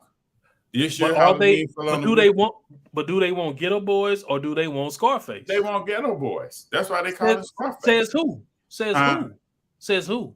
I guess the damn song. Because you picked the Ghetto Boy song. You didn't pick the Scarface song, you picked the Ghetto Boy song for him to perform. So why didn't they pick a Big Boy song? Shit, you think Andre 3000 will show up? No. So what? So yeah, he's same reason Method Man. But that's totally different though, because Andre 3000 is an icon. Willie D ain't. That ain't stopping. That's not. Listen, Andre 3000 may be an icon, but you're not getting Outkast to perform. You can get Big Boy. Okay. You can get Big Boy. And they don't want Willie D. Like Scarface is Scarface. Listen, I don't think it's they didn't want Willie D. They didn't properly plan some of those. They don't even know. They might barely know who Willie D is. But that's your job as a bandmate, Rodney. To if you keep allowing people to pick out the star and you don't bring them in, that make people have resentment towards you. So let me ask this: so if the Grammys call, hey, so I'm this is a conversation. Let's take that topic. Do you think Universal wanted Ali and Murphy Lee? So they didn't. He put them in a position. Let's stick to this because let's stick to this one. The Grammys call. The Grammys know they're doing a 50 years of hip hop tribute, right? And they want to include. They're trying to include West, East, South, wherever. Right. They make the call. Scarface, hey, can you come out to perform? Mm-hmm. He's supposed to say, nah. Well, yeah, I'll do it, but only if Willie D can perform also. No, that's what he should have said. No, he's supposed to ask what you want me to perform. And they tell him, we want you to perform Mind Playing Tricks. You want me to do the whole song or just my verse? We just want you to do a snippet. We just want you to do a snippet of the song. Oh, okay, I got you. All right, I'm bringing so-and-so with me. Now you can't bring him with you. You don't want me then. It's called leverage. If you want me and I'm bringing somebody else, it's negotiating. So now we gotta get transcripts of the fucking phone conversation then. Well, listen. No, it's a way to handle things when you're in a group. Yeah, A respectful way to handle things. it's And he like didn't handle it that way. listen, Rodney. It's like if we ask Scarface to come on the show, right, to be a guest, and he brings Willie D with him. Do you think we're gonna say, man, hell no, we can't do this? You brought Willie D. Who is it, Willie D? We're gonna be happy to have both of them. We're not gonna shorten the podcast up because we got Willie D. You know what I'm saying? We're not gonna shorten it up because you got Willie D. They both could have rapped Bushwickville verse, or they both could have. In 14 minutes, you can't fucking Scarface barely can get his verse in. You're not gonna fucking have. You can't have all of them rapping. However it doesn't matter to me. However they fix that shit and work on it, you do it as a group to me. Now I could understand De La Soul not showing up because shit, just a couple of days later, the other guy died and the other guy's a DJ. So it's gonna be one person representing their group. Same thing with Wu-Tang Clan. If Method Man wasn't on the tour with them and he's singing like the lead off song, that's not a song that everybody else was on. It was just his solo song on their album, representing the Wu. So they pissed off at him too, but it is what it is. That's not nothing new between them. But I think when you have like Run DMC show up as a group, you have Salt-N-Pepa show up as a group, and they going back and forth with their raps. You trying to tell me that Willie D and Scarface couldn't get up there and rap? Willie Mel, I'm watching it now. They have four or five people, Yeah.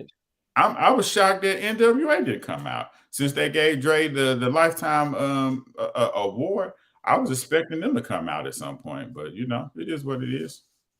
But I thought Scarface didn't handle that right. I thought he dropped the ball. I didn't like kudos to them two men for having a grown man conversation with a bunch of fuck you, you selfish, but nobody got hurt.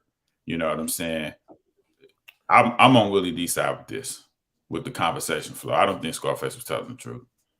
Mm-hmm. Yeah, I'm on the Scarface side. Like fuck Willie D. He just salty because he didn't get that call, and he won't recognize. He don't want to recognize that he isn't who Scarface is. Scarface is always going to get that call. I think he knows shit. The face put it down from a solo aspect. Shit, it ain't no debating that. I mean, I think it's just a matter. The only thing is the problem is the song choice. That's what it boils down to. If he had got up there and performed "Hand of a Dead Body" or "Money in the Power" or whatever, exactly, then it wouldn't have been a problem. But he did exactly. He did Mind Playing Tricks on Me, so now it's a problem. But like you were never gonna be on that stage anyway, so they could have did "The World Is a Ghetto" or whatever, But what does it hurt if Willie D is on stage? It's not like they had a limited amount of space. Yeah, I'm not saying it hurts anything, but he just think he wasn't requested. But his man should have brought him into it though. If the Grammys didn't request him, his Scarface was the line of defense that should have brought him into it. I think that's the issue. The Grammys dropped the ball. Maybe they didn't want to pay for that flight. Maybe they didn't value Willie D. But Scarface should have valued. No one values Willie D. That's not true, man. No, that's not true. I like Willie D. I like Willie D perspective on a lot of things. I think he tell it like it is, and I think he did not. I'm talking about rap. I'm talking about rapping. Now, I'm not talking about his podcast. Shit, Willie D can rap. Shit, he just was ahead of his time with his rapping. Really? Rap a lot couldn't market him like he he was ahead of his time. He had some cool songs on his album. Mm-hmm. He carried his weight in the group on those early albums. Okay. What you see, D? What you see, D? I mean, bald-headed hoes is a classic, but I don't know what he had much more after that. Shit, let a hoe be a hoe. Okay. Yeah, he put his shit down. He just walked away from rap. Shit. So, like I said, 2 against 1. I'm a Scarface here. I just think I'm gonna ride with Scarface. Like, if you give me and Willie D in his heart, he knows Scarface is the motherfucking star of the group. And if they call him and say, "Hey, Scarface, we want you to perform." Now, if they say, "Hey, Scarface, hey, well, we ain't got Willie D number, but shit, we want the Ghetto Boys to perform," and he'd be like, I can be there. Yeah, I mean, yeah, okay, yeah, you piece of shit. But if they call Scarface to come perform, I mean, fuck. It ain't his obligation to be like, hey, come on, man. They want me to come perform, but I want you to come with me and let's do it together and all that shit. Fuck out of here. Nah, I'm rolling with Willie D. He called Scarface piece of shit. I love that, man. I love that. I love that. That's real shit right there. That's what's up. So what's the what's another current event thing that we want to discuss? Squeak, Rihanna. I'm sorry. Jay, go ahead. If you got another one, go ahead. Super Bowl and Rihanna at the Super Bowl. How do you guys feel about Rihanna's performance? Okay, I want to speak on that because you all were adamant in one of our earlier podcasts about her being the bigger artist than Beyonce, and I just didn't understand it. I didn't understand it, and this performance only made me not understand it even more. Not saying that it was a bad performance; she did okay, but I just don't see how you all can say she's the bigger or better artist than Beyonce. No, we never said better artist. We said she has more records sold. No. That was not the criteria. It was not records sold. Yeah, that's what she has. She has more records sold than Beyonce. That was not the question. It was who is the bigger artist. She's the bigger artist. She got more records sold. She's the bigger artist. Beyonce is the better performer. She's not the bigger artist. I'm telling you, she's not. Who's the bigger artist between Chingy and Nelly? Or Nelly and Eminem? It's the one that sold the most records. That's the biggest artist. Okay. It's not about who's better, who rapped the best or nothing like that. The biggest is who sell the most. No, it's not I think Beyonce has a bigger effect than Rihanna, but that's me. But yeah, her performance, it was okay to me. I mean, I don't know anything. I mean, it's normal to me. Look like a normal performance to me. But what do you all think? Man, shit. In the beginning, I was feeling bad because I've been on the elevator and told a woman congratulations. How many months pregnant are you? And she was like, I'm not pregnant. I'm just fat. So, I was kind of like looking at Rihanna like, man, she still got on some of that baby weight. And a couple of more movements, I was like, girl, look pregnant. So I was in denial, like, nah, it ain't no damn way she suspended up in air on that platform like they're pregnant. That's baby weight. Shit, my wife came out looking like, hey, she pregnant. I thought she did a good job, man. She just reminded the world of her melody of hits that she got out there. Everything was on point. The dances, I think she probably had the best Super Bowl dances that I ever seen from a halftime performance. Choreography was great. It was a great homage to Kanye West, because that was his entire set from the outfits to the floating platform. It was good. It was entertaining to me. I know if I was A$AP Rocky, I would have been shitting bricks, man. Just terrified of my woman pregnant, suspending her like that. So I thought it was a good halftime performance. Cost the Eagles a Super Bowl, but it is what it is. How did it cost the Eagles a Super Bowl? The motherfuckers ran out of time. You okay? I love you. No, that was just a little joke now. Oh, okay. What do you think about, Jay? I'm watching it now. It was great. She did her thing for being pregnant. She made it work. Uh, yeah, it was good. I don't get all the hate. She brought up the hits. The crowd seemed to like it. You can see everybody with their camera phones all lit up. The Mhm. dancers are going off. It was different. She had to tone it down. She couldn't do what she probably normally would have done if she wasn't pregnant. But she showed up. Who else would have showed up pregnant and pulled this off? So yeah, she showed up. She showed out. Mm. Okay. Yeah, I'm not a like I said, I'm in the minority. I'm not a Rihanna fan, so I don't really know her music. I mean, I've heard some of her songs, but I did like a lot of I kind of listened to some other stuff and have heard that she doesn't do good performances. That she's had some bad performances. Her vocals weren't the best in some performances, and she's not a dancer per se.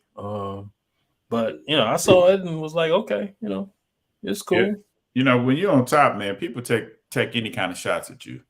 You know what I'm saying? Like from Tupac, Biggie to Jay-Z, they've taken shots at, so yeah, So let's get into that. So Big Gip, like he is going in on Jay-Z. He on several platforms. And I'm kind of I think I'm not liking it because it's like, well, from the aspect of now we trying to make it like Jay-Z wasn't great during his time. Like from when he dropped Reasonable Doubt to Black Album.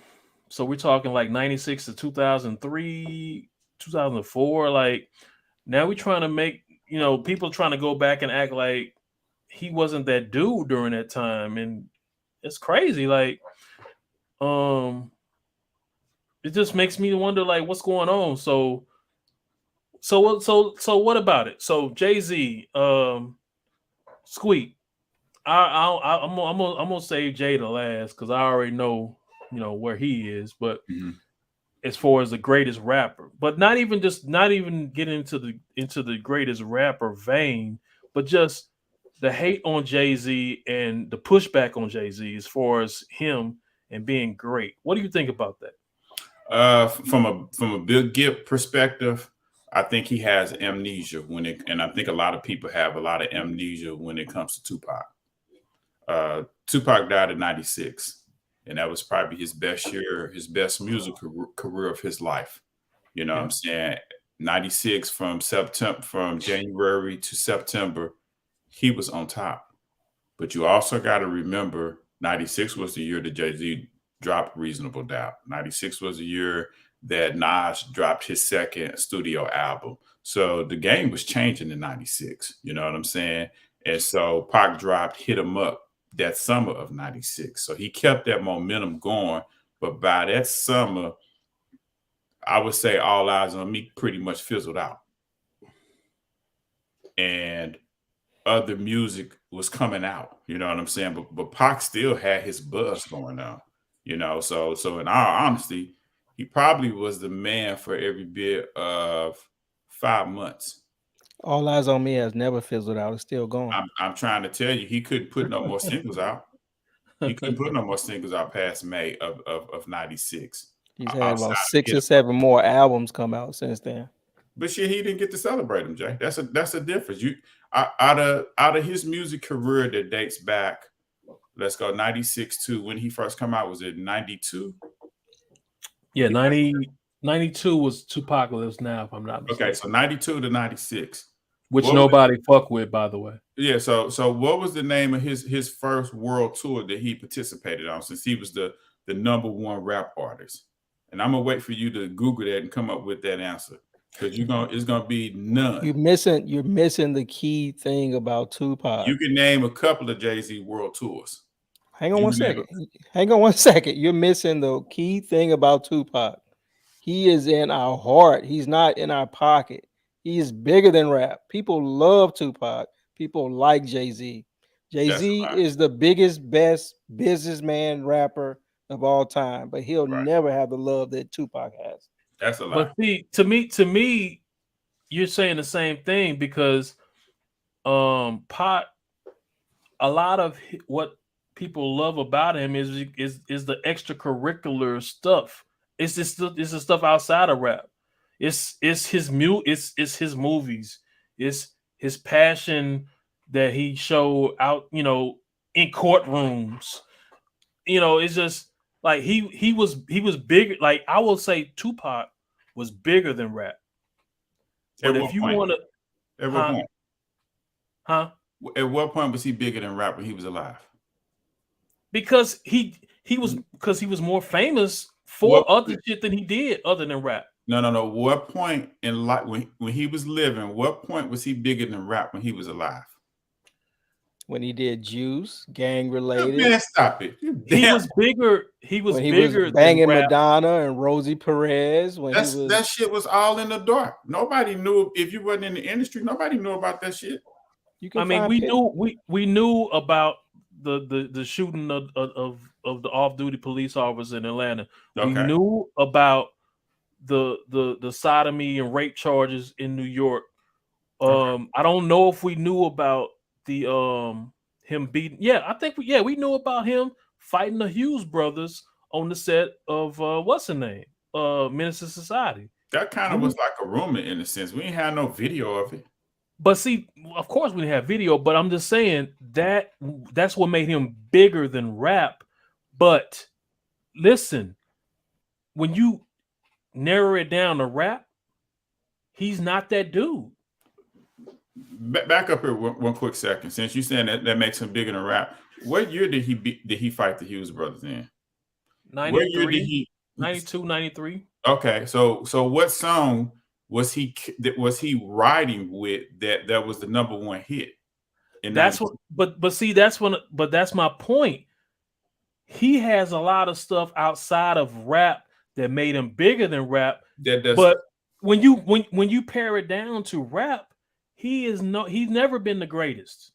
Yeah, so that's the point that I'm arguing, because that shit sounds good right here, right now.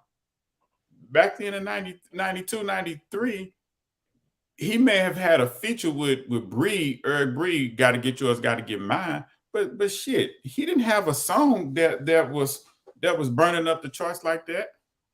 Look, but like we've had this conversation before. Like I've told you, like from the time he came out in Digital Underground in 1990, from the time that he died in 1996, he was the hottest rapper in the game in 96. No. He was. Who was bigger than him in 96? No. 95, 96. When he dropped All Eyes on Me in February of 1996, he was the hottest rapper in the game. So you can go back one to Me Against the World when he went number one when he was in jail. He wasn't the hottest. Biggie was the hottest rapper. In 95, Biggie was. I mean, I get it. He had a number one album. He was in jail. I get it. But Biggie was still the hottest rapper in 95 with what he was doing. So you got to back it up like this. You got to go Cube. Disagree. You got to go Cube, Dre, Snoop. Big, Somewhere Come Nas. No, Nas was underground. Nas was big on the East Coast. Nas was big on the East Coast. Okay, but he wasn't bigger than Big. No, he was not bigger than Big, but his name carried weight on the East Coast. But I'm saying, like, if you we've had, look, so 1990, who was the biggest rapper in 1990? I would say Ice Cube, probably, or maybe 90. Okay, 1991, who's the biggest rapper? Still Ice Cube. Yeah, still Ice Cube. Maybe DJ Quick is emerging or somewhere around there. Fuck no, it's still Ice Cube. I said, yeah, it's still Ice Cube. 1992. Maybe Dr. Dre or Snoop or something. So 1992, The Chronic came out in 1992. Yeah. So I would say Snoop, and then Wu-Tang Clan is emerging in 92 also, right? Next year, 93. Okay. But Pac released Tupacalypse Now in '92, if I'm not mistaken. Okay, so from '92, Brenda Got a Baby is on the chart. It's not playing in no kind of clubs or no kind of parties, but it's the music is on the radio. The music But is see, on video. that's the thing about, like, you know, we got revisionist history. Like, just because that song was on the jukebox or some shit, like, that's not a song that nobody go back to. It. Like, I mean, I just speak for myself. Like, I don't think I've ever gone back and listened to Brenda Got a Baby. That's not something that's going to be playing in the club. That's not something you ride to in your car. Yeah. But it was a cool song for the time. It was a cool song. It was a great damn song. It was a cool song. But Pac didn't have that type of follow. You knew who he was, but he didn't have that type of following in '92 with Tupacalypse Now. 93, who was the best rapper? It's Snoop. 93, no, hands down. Yeah. 93 Snoop. 93, 94, because Snoop's album dropped the end of '93. It dropped November. It was pushed. It was supposed to come out in August, and it got pushed back in November due to the court case. Right. So in '93, so he's the hottest rapper then. He's the hottest rapper in '94. No. Big comes on the scene in '94. Big came on the scene in '94, but he really didn't motherfucking his album dropped. Back up. Is Snoop the Brat then Big? Is Snoop the Brat then Big? And you got to put the Brat in here because I'm gonna tell you something. Brat was hitting a lot of radio waves. She was a female, but she was outselling Biggie when he dropped in '94. Biggie shit didn't really pick up until when he dropped Juicy, that Juicy it was kind of doing this thing. But when he dropped Big Papa, that's when his shit took off in '94. And that was probably like the fall of '94, like October, November. So you're telling me, you're trying to tell me that the Brat at one time was the hottest rapper in the game. Brat went platinum. She was if I'm not mistaken, Brat was the first female platinum rapper. Her shit was burning. Female platinum rapper. Give her that. Her shit was burning the charts in the parties. At no point was she the hottest rapper in the game. She was burning the charts, Rodney. She was eating up shit. She was eating up shit. Now I ain't say she was a top. I ain't saying she was like the hottest MC, but shit, she had more radio spins than Tupac did with his first album. Okay, y'all, y'all can debate that one. But anyway, so Tupac, 96 was his year. That's when he even though he had the 95 era. You gotta back that up. He dropped Strictly for My Niggas out. That wasn't doing shit. The only thing that did off of that was I Get Around. He had Keep Your Head Up off that album. He had 2 singles off that album. Okay, he had 2 singles off that album. So 2 singles make him. But okay, so let me ask you: Did you think he was that dude at that time? No, I did not. I knew he had potential. That the second album to me was better than his first album. And keep in mind, also at that same time, he dropped the song with MC Breed, You Gotta Get Mine, I Gotta Get Yours. That motherfucker was played on the radio and in the clubs. So most of his features is what was being played in the clubs. They were not his songs. He was being featured on other people's songs. Spice One song and shit. So the thing, but I'm not saying he was an unknown and he was a piece of shit. Yeah. We knew that he was good. We knew he was good and he could make good songs, but he was not heralded as being the greatest or one of the best. He wasn't.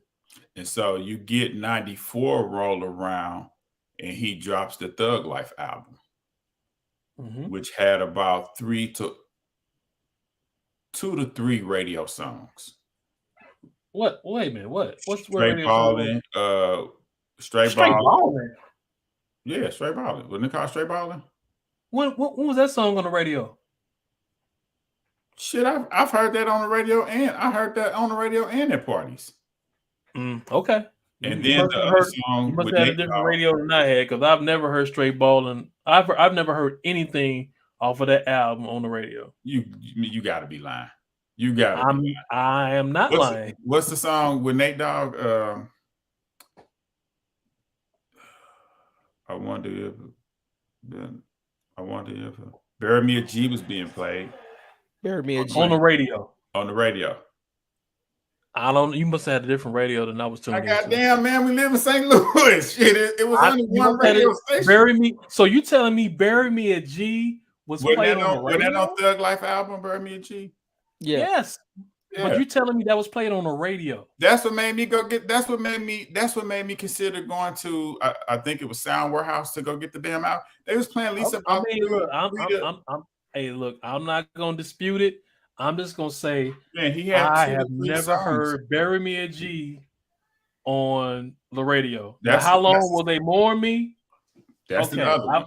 I've heard "How Long Will They Mourn Me" on the radio. Those are singles. I had those singles. You're talking about, I've never heard on the radio. I promise you, those were singles. "Bury Me a G," "Straight Ballin'," and "How Long Would They Mourn Me." So I got a question, and I mean, and this is this is totally my question. So if it's a single, does that mean that it's played on the radio? Yeah, because it's a clean version. So it's being distributed. It's being distributed and promoted as a single, whether or not it has a video. But yeah, it's been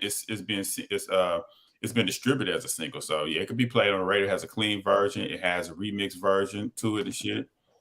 So, yeah. Now whether or not they put it in heavy rotation is up to the DJs. Okay. Jay, it's time for Jay to interject. But before you get to Jay. He now has Me Against the World, which comes out in 95, and he's in jail. And that album has at least about 3 singles: Dear Mama, Temptation, and So Many Tears. So Many Tears. Yeah. All right, Jay. Go ahead and straighten us out on your Tupac love.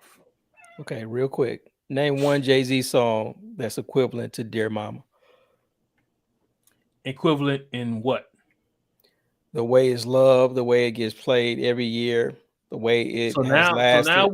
So now we switch it. We moving the goalpost because we were just talking about record sales a minute ago.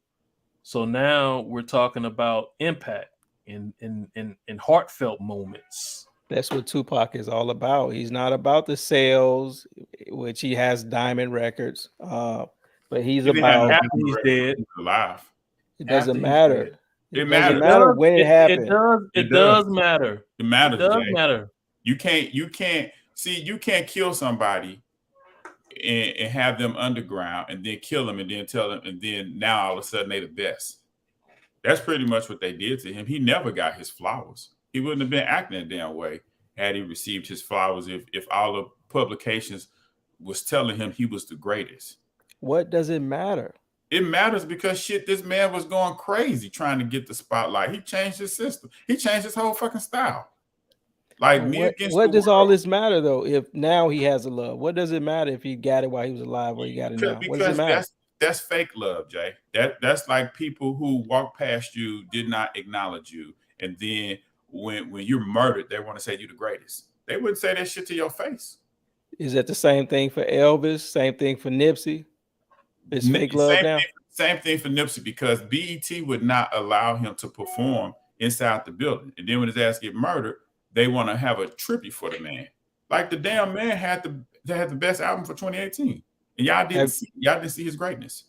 Have you ever heard the term, you don't know until it's too late, or you don't know until that person is gone? That's not the exact term, but I'm sure you heard it. You don't realize how great someone is until they're gone. Have you ever heard that term? I've heard of that term, but sometimes you have to look at the people that's the gatekeeper. That means you're not doing a good damn job. Because how is it that you lose your life and all of a sudden you see greatness in a person? That's how it goes. That's how it goes sometimes. That's fake though, Jay. That's all fake. All the people who love Michael Jackson even more. When Jordan dies, all the people who are going to appreciate Jordan more when he dies. That's fake love because they realize it later. Jordan has received his flowers. Now he may receive more flowers when he's gone. Jordan has received his flowers. Hell, LeBron can't even get the GOAT title from him from some people. So he don't have to pass. All all the people. I mean to cut you off. All the Right. people that love him, appreciate him more. Are you saying those people will be fake? Is fake attention or fake love? You know, early in the podcast, the previous podcast, I confessed that, you know, when it came to Kobe, I was one of those individuals that didn't see his greatness. And I was saying that I wish I can go back in time and appreciate his greatness while he was playing, while he was alive. You know what I'm saying? And I just couldn't see it back then. I was comparing him to MJ too much, you know? And that's me admitting that. I'm not a sports writer or anything like that, so I won't sit up and get on the jock and be like Kobe's the greatest ever, anything like that. He was great. I couldn't see when he was alive. So is that just newfound appreciation, or is that fake on your part? That ain't no fake on my part. That's me coming to the realization, like, yeah, dude was really nice. I could see it. I just wasn't gonna give it to him. So how can you say it's fake love for all the other people? Because shit, when it come to Pac, you never told him he was number one. You never treated him like he was number one when he was alive. And all of a sudden his ass is dead. Then you want to make him. Well, they didn't because he wasn't. That's my point. Hold on a second. You guys saying they didn't. You cannot skip no damn years and give somebody the crown that had. Who are these people you talking about? Because he had plenty of people who did give him the crown. Like who are these newfound people? When he had was alive, a lot of fans when he was alive. That sounds like revisionist history to me, because I have never. We all lived through that period, and I never heard him being regarded as one of the best rappers. So if you saying he is, Jay, just look up and see his Soul Train performance. Look up and see his Source performance, and everything you're gonna see from him is not gonna be the big stage. Go look at his Grammy performance. This line he was never considered the best rapper. How many albums did All Eyes on Me sell? Like the first week or month? Okay, now we switching back to albums. 5 million. No. To my knowledge. If you guys are saying he didn't get the love, nobody thought he was the best. He was selling like he was the best. He was the hottest thing out. One month in 1996, he was. That's when he peaked. He was hot with Me Against the World. Shit, he went to jail, Jay. He was hot with I Get Around. He was hot. He was hot with Brenda's Got a Baby. He was heating up. He was building up. No, he was more famous for the shit that happened to him outside of rap than he was for what he actually rapped. So 96. Go ahead, Jay. Go ahead, Squeak. So, Jay, do you think that Tupac, prior to coming on death row, was bigger than Snoop? Prior to coming on death row, was he bigger than Snoop? No. Fuck no. So how was he ever the best? When he came on death row, he came to death row, did he jump over Snoop? Yeah, he did. Yes, he did. They never. So how did he do that if nobody gave him flowers or thought he was good? If he jumped over the hottest one on the label? Because they all helped him. Everybody helped him. Producers, artists, on death row. Everybody helped Snoop. Everybody gets help. Everybody helps Snoop. But if he's not respected and the hottest, he jumped over who you're saying was who was the hottest. Now you're saying he was the hottest. He jumped over Dre and Snoop when he came to death row. So if nobody thought he was the best, how did he accomplish that? So he had the machine. So for the first time in his career, he actually had the machine behind him. You go compare Me Against the World against All Eyes on Me. Which one do you think is the hottest album between those two? Me Against the World. What's the hottest? The hottest album between Me Against the World and All Eyes on Me? So is hottest better? Now, hottest is not better. Hottest is like what sold the most. What's in it? What was in the media the most? What got the most attention? Well, see, that goes back. That goes back to one of our first podcasts when we all was on, where you're talking about Country Grammar. Like Country Grammar went diamond. Yes, but you know, we talking 4 songs on that motherfucker. It really took it to that point. Mm-hmm. But Me Against the World is a better album. That it is. All Eyes on Me. But if you want to say what's hotter, then All Eyes on Me is hotter. But because of the exposure and There you go. everything. But There you go. It was the first time he had the best producers produce for him. Got all the beats. He had better features on the album. Interscope left him in motherfucking jail, man, for $3 million. They didn't bail his ass out.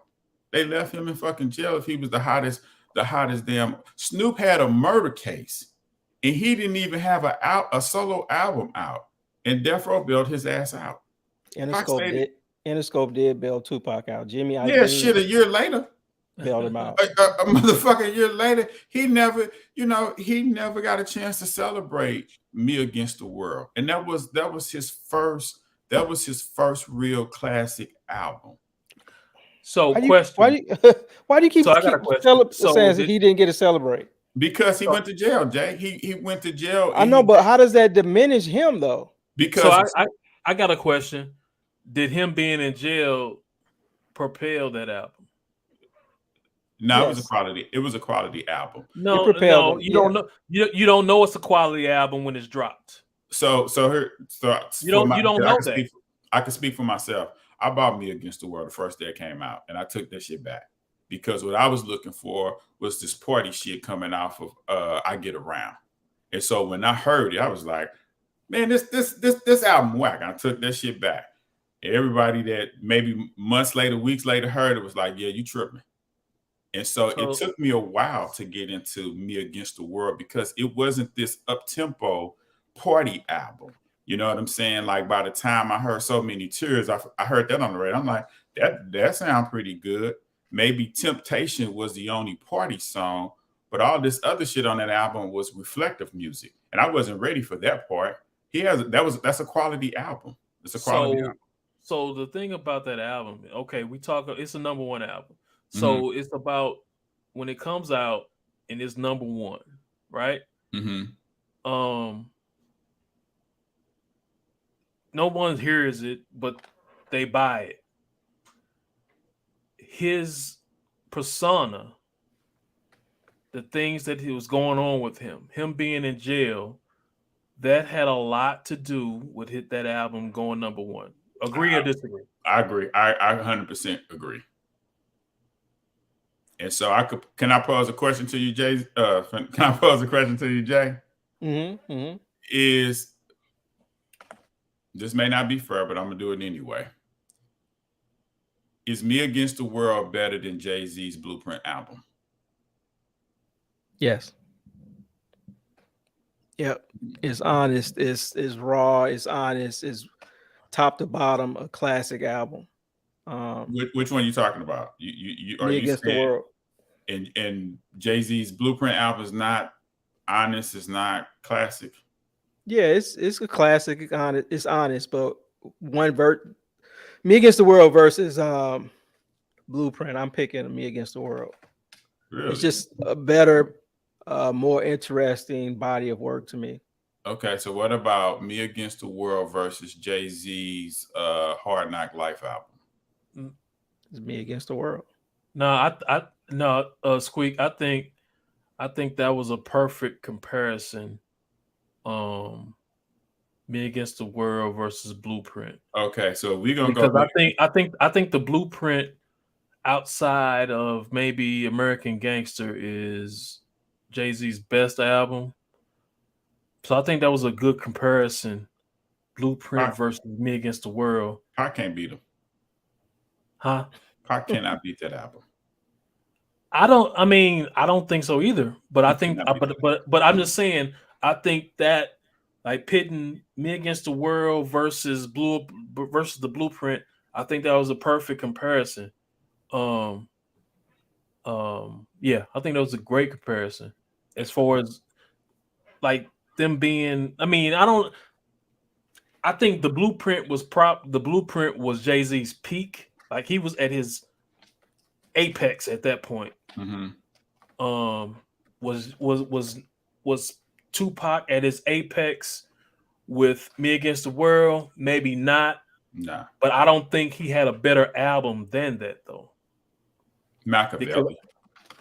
No, because to me, Me Against the World was his best album No, you know what? I take that back. Me Against the World, to me, All Eyes on Me was below Me Against the World. Yeah, I agree. But it just had it was a double album and it had more fanfare and more more features and all that. So people tend to push it up higher.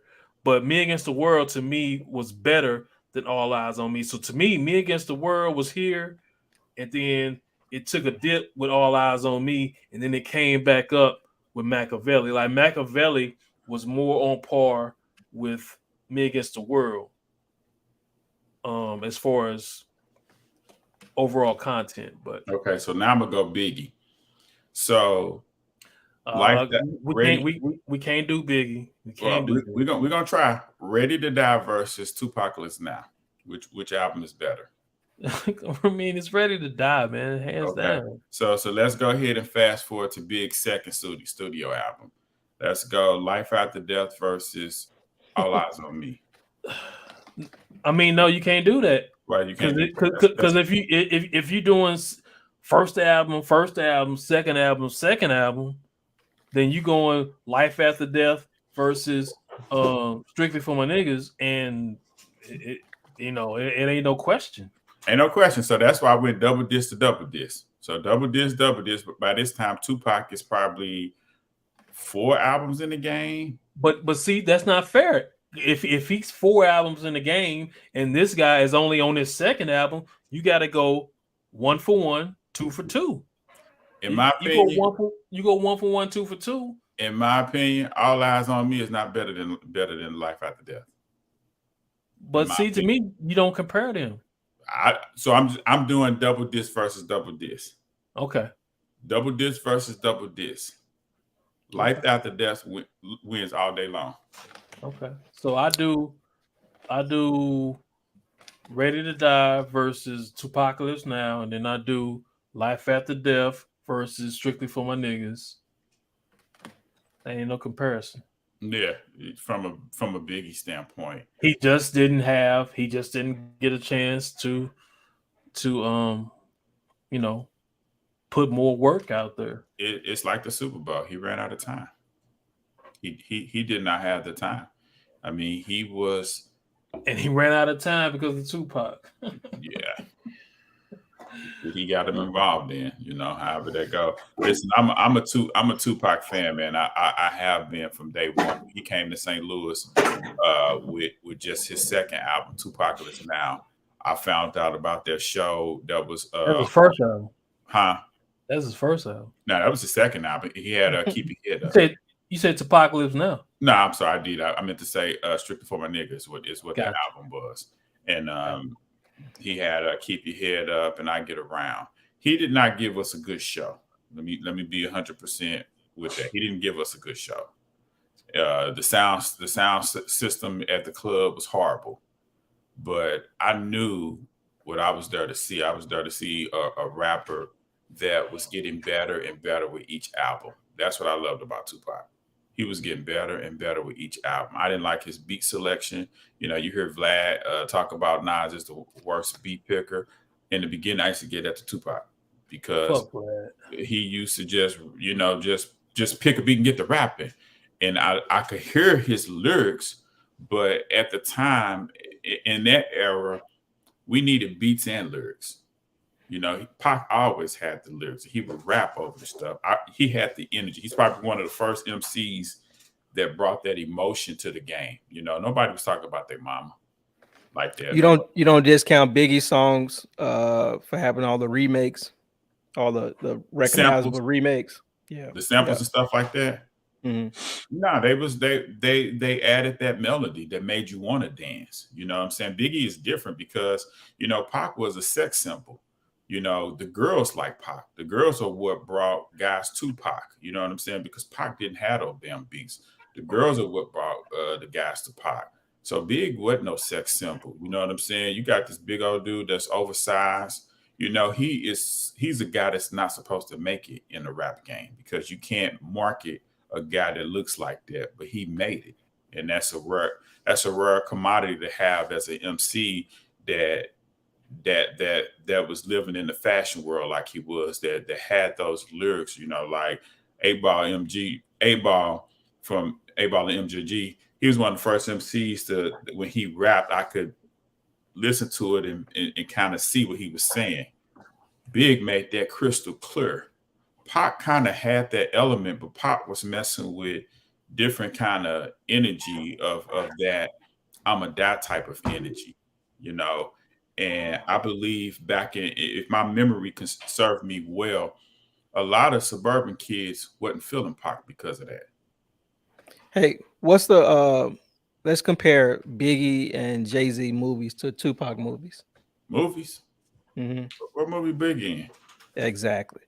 Let's compare Biggie and Jay-Z poems that sell for $500,000, $2 million at auction. Well, shit, compare Denzel Washington movie to Tupac movie. No. Let's compare these rappers. Let's compare these rappers. Well, that's what goes back to what I originally said. Like, Tupac has more depth. Like he has more depth than any other rapper because of his movies and all that. But that doesn't mean shit when you talk to me. I don't factor that into the rap. Like, that's outside of the rap. Like, the fact that he was in so many movies and did all that. I don't factor that into his rapping. Okay, going back to the original question, what Big Gibb said. Big Gibb called Tupac the triple threat. He called Jay-Z One Shot Charlie. You just made his point. He is the triple threat or more.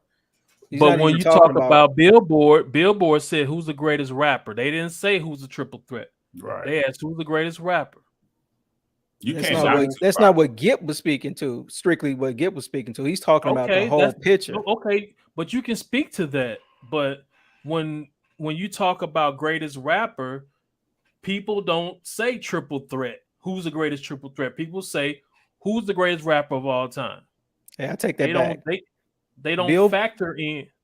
Billboard's criteria did factor that in. It's not who's the best rapper. It's about impact. Who set the trend? Okay, so that's why Nicki Minaj was number 10, right? Tupac created 50 Cent. He created Ja Rule.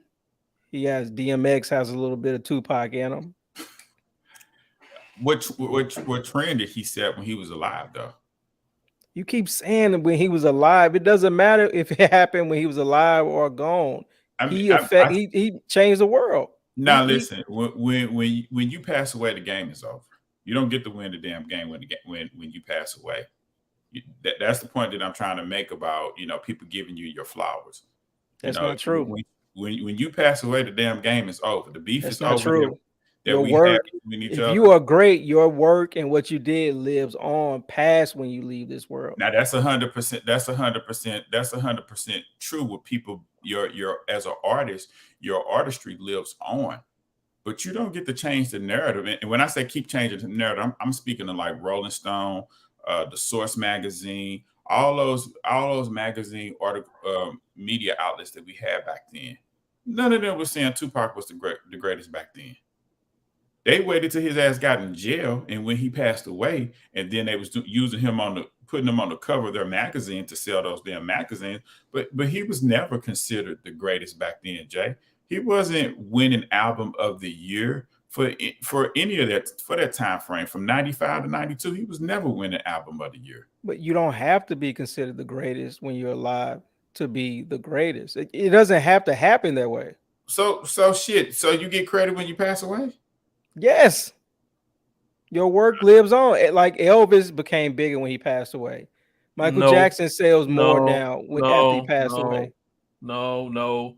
Those dudes were considered the greatest. Hell yeah. At their time. But they got bigger after they died. No. You don't think Elvis is bigger now than when he was alive? Elvis was the king of rock and roll before he died. Right. But did he get bigger after he passed away? No. He's selling more music, selling more merch, more tours, more T-shirts. What tours? Yes, he is. Elvis was the king of rock and roll before he died.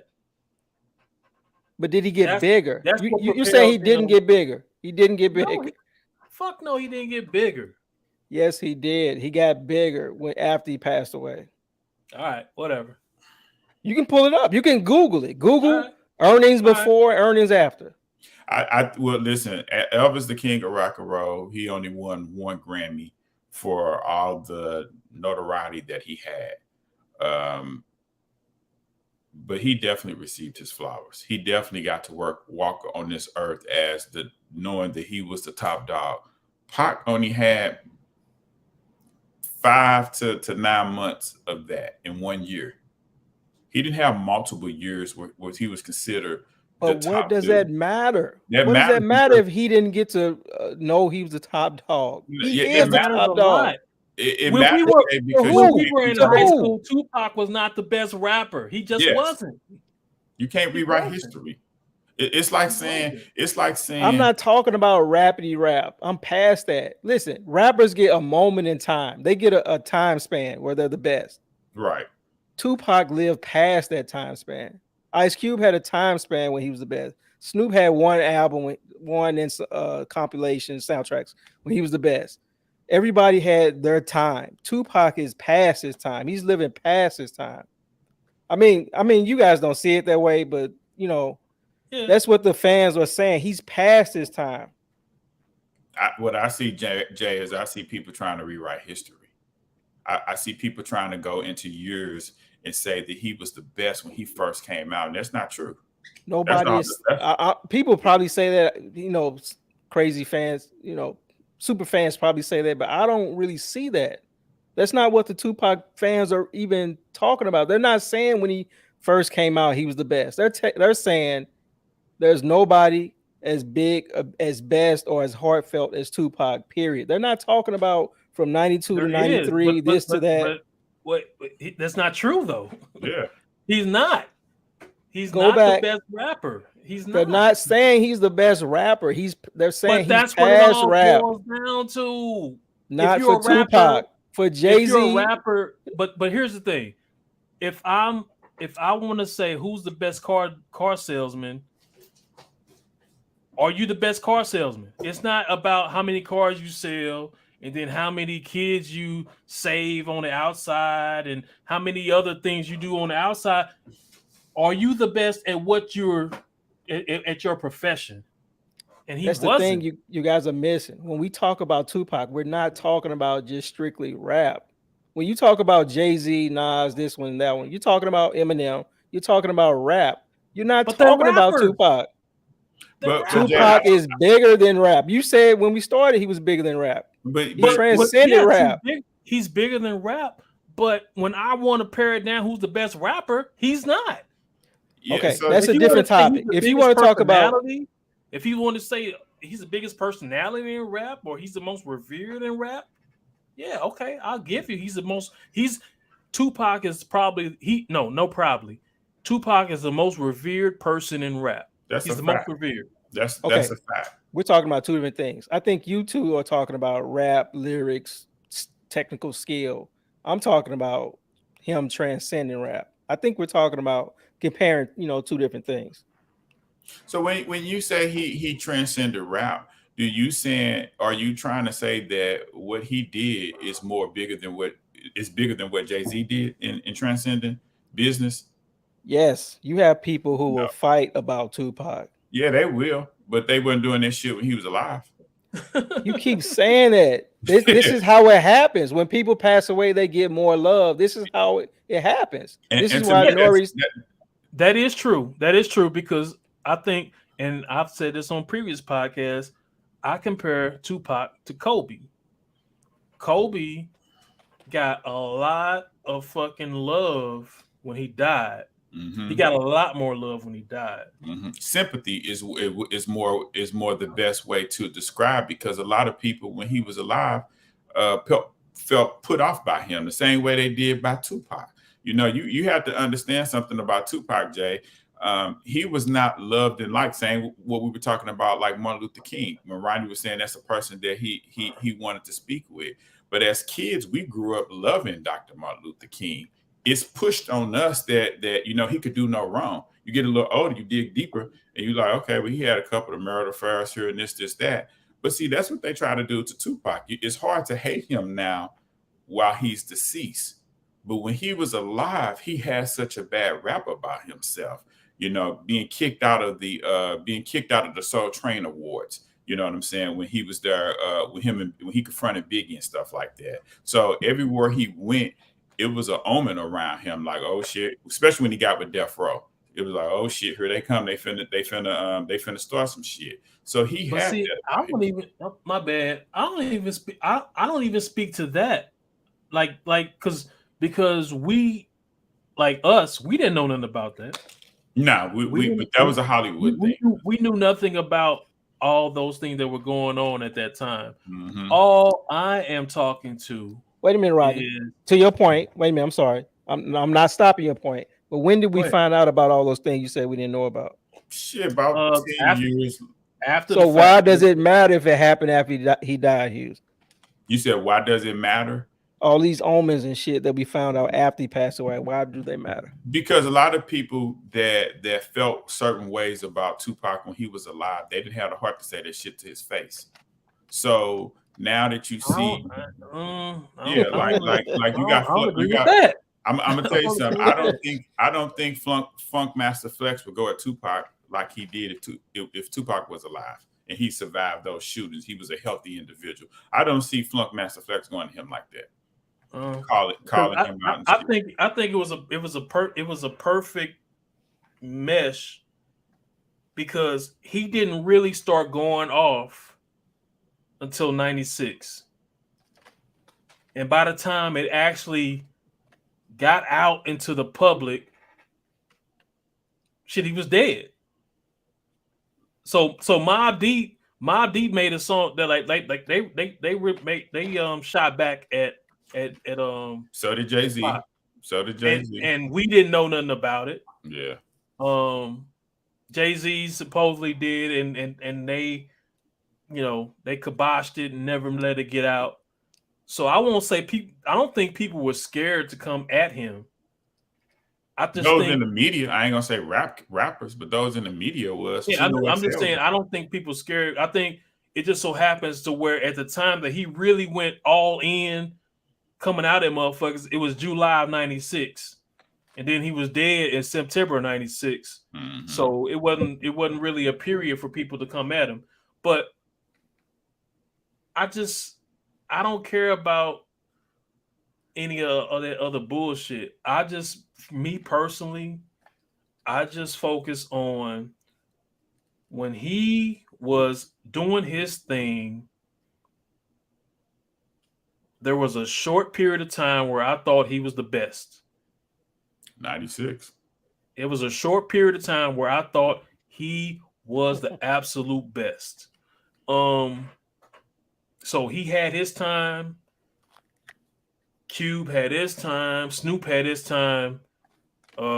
Maybe Big Daddy Kane had his time. So they all had their periods where they were the best or considered the best. And I just think his period, for me, doesn't make him the greatest. No. The period that he had doesn't make him the greatest. His period hurt my feelings so motherfucker bad because he was the first artist that I did the midnight sell on. Like when his album came out, when All Eyes dropped on me at midnight, went to the record store, got the album, played that album. I love that mother album from the first song I heard on there. I was like, oh, this. What album? All Eyes on Me. I'm sorry, All Eyes on Me. When that dropped off at 12 o'clock that night, I went to the record store, got it, and I remember I was up in Mizzou, Columbia, got that album. First song I heard, man, that song was banging. So, I don't remember Tupac doing like no tour. Like I wanted to see him.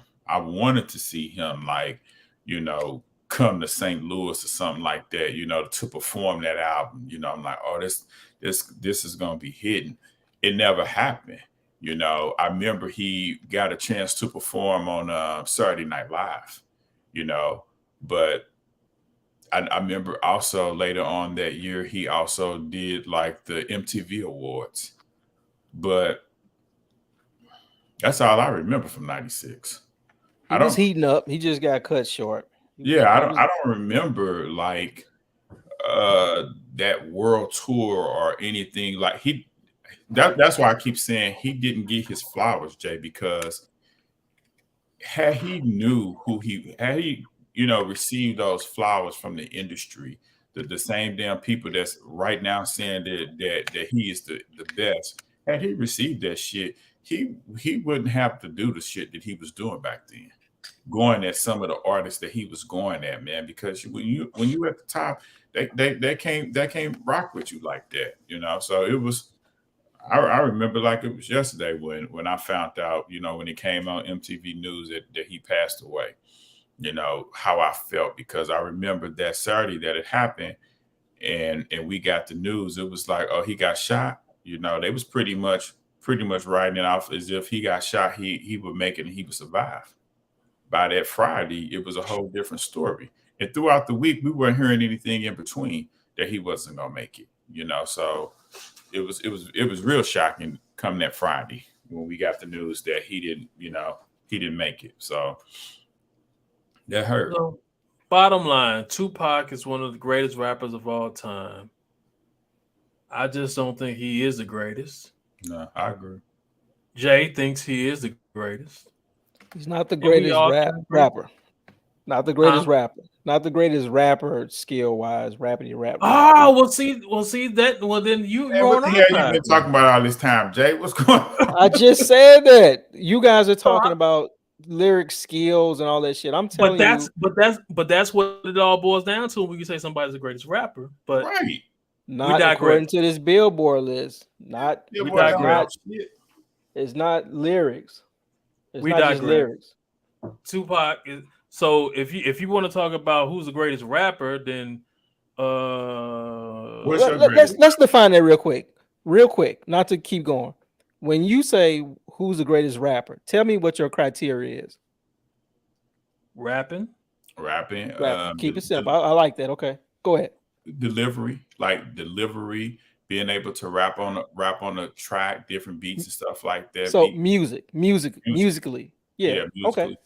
Yeah, Tupac is Me? past music. That's what y'all don't get. me He's one past thing it. rapping. That's what I classify. Who like when I think who's the greatest rapper, rapping. And Pac is not better than probably about Just a at few. least five. Just a few. At least five. Who gets more love now that they're gone, Tupac or Biggie? Where you at? Yeah. In the world. Nah, so the one thing that's sad about the one thing that's sad. Well, I'll say this. I've heard I've heard Hypnotize on a couple of commercials here lately, and I haven't heard any Tupac commercial. I haven't heard any Tupac music on any commercials. Again, going back to the cheat code, using those popular samples, those poppy Motown samples that are, advertiser friendly. That's why. Once again, I'll go back to Tupac. Biggie has he got a Bud Light commercial, and then what was that other one?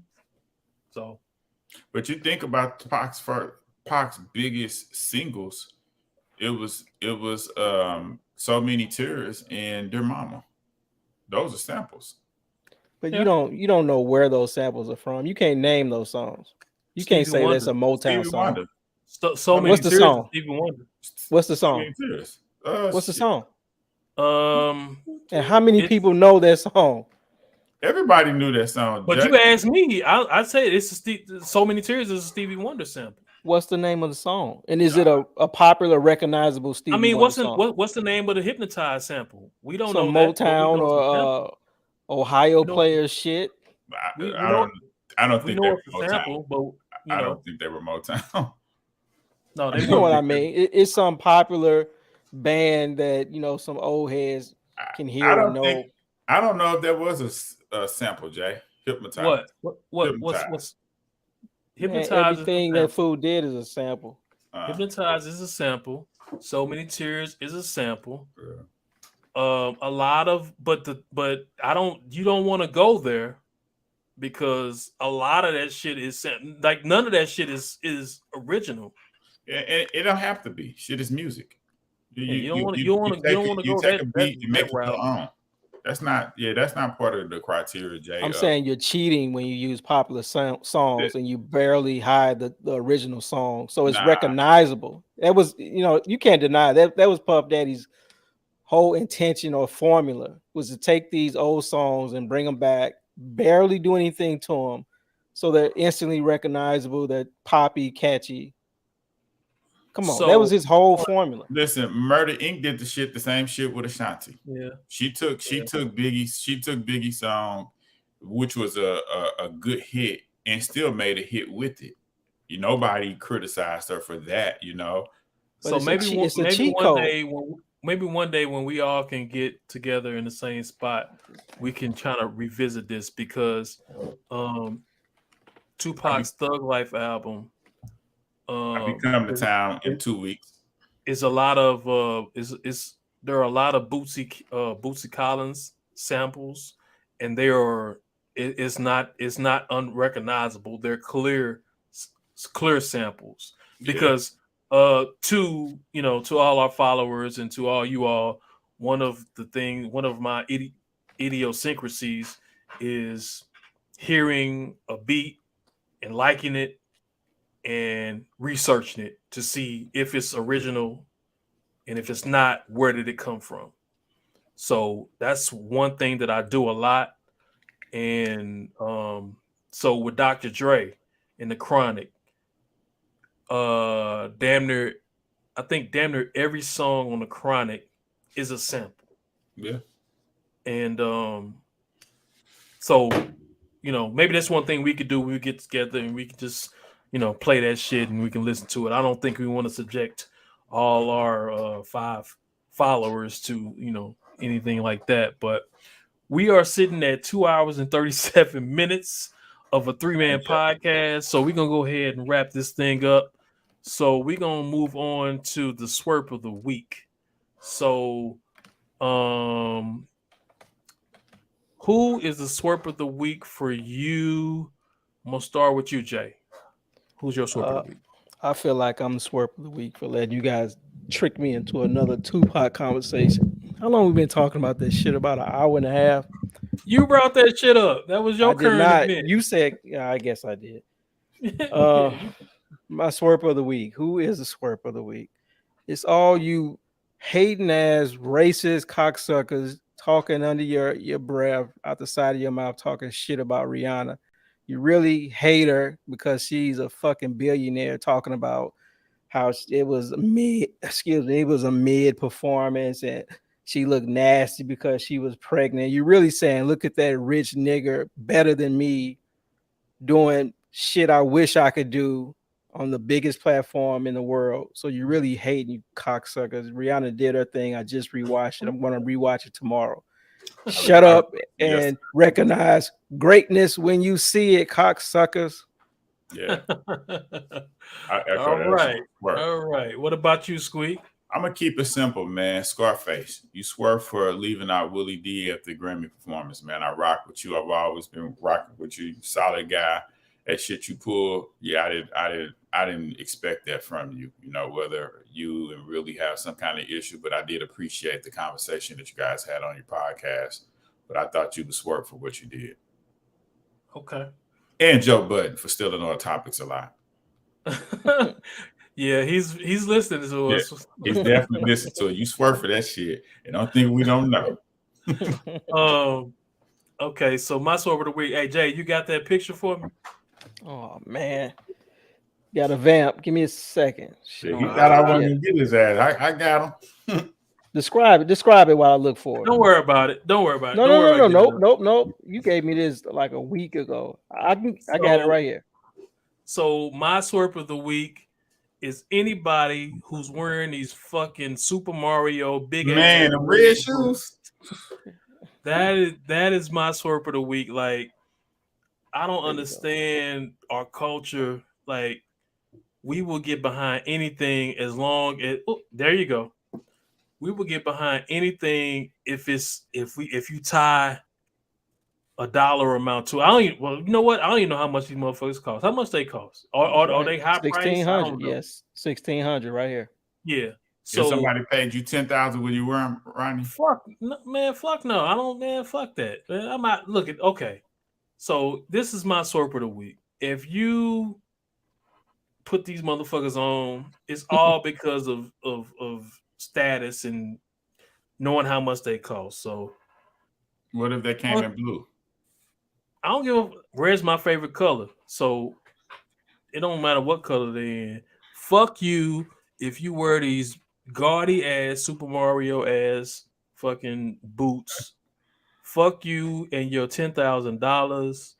You know, just fuck you, period. You know, have some balls and wear some shit that don't have to cost a lot. You know what I'm saying? Just be you. But people be putting this shit on just to be a status symbol, man. Fuck you. So that's my swerve of the week. Anybody that does that. They look comfortable and hot at the same time. Well, fuck you too. All right. So I'm giving me a pair of these. we are at 2 hours and 41 minutes of a 3-man podcast. I think that is a record. We probably shouldn't have went this long, and we probably lost a lot of y'all about an hour ago. But this is episode 33 of the Pod Deep Podcast, aka the greatest podcast nobody knows about except Joe Budden, aka your favorite podcast. And we signing out. Peace. Rodney, fuck you too. Peace.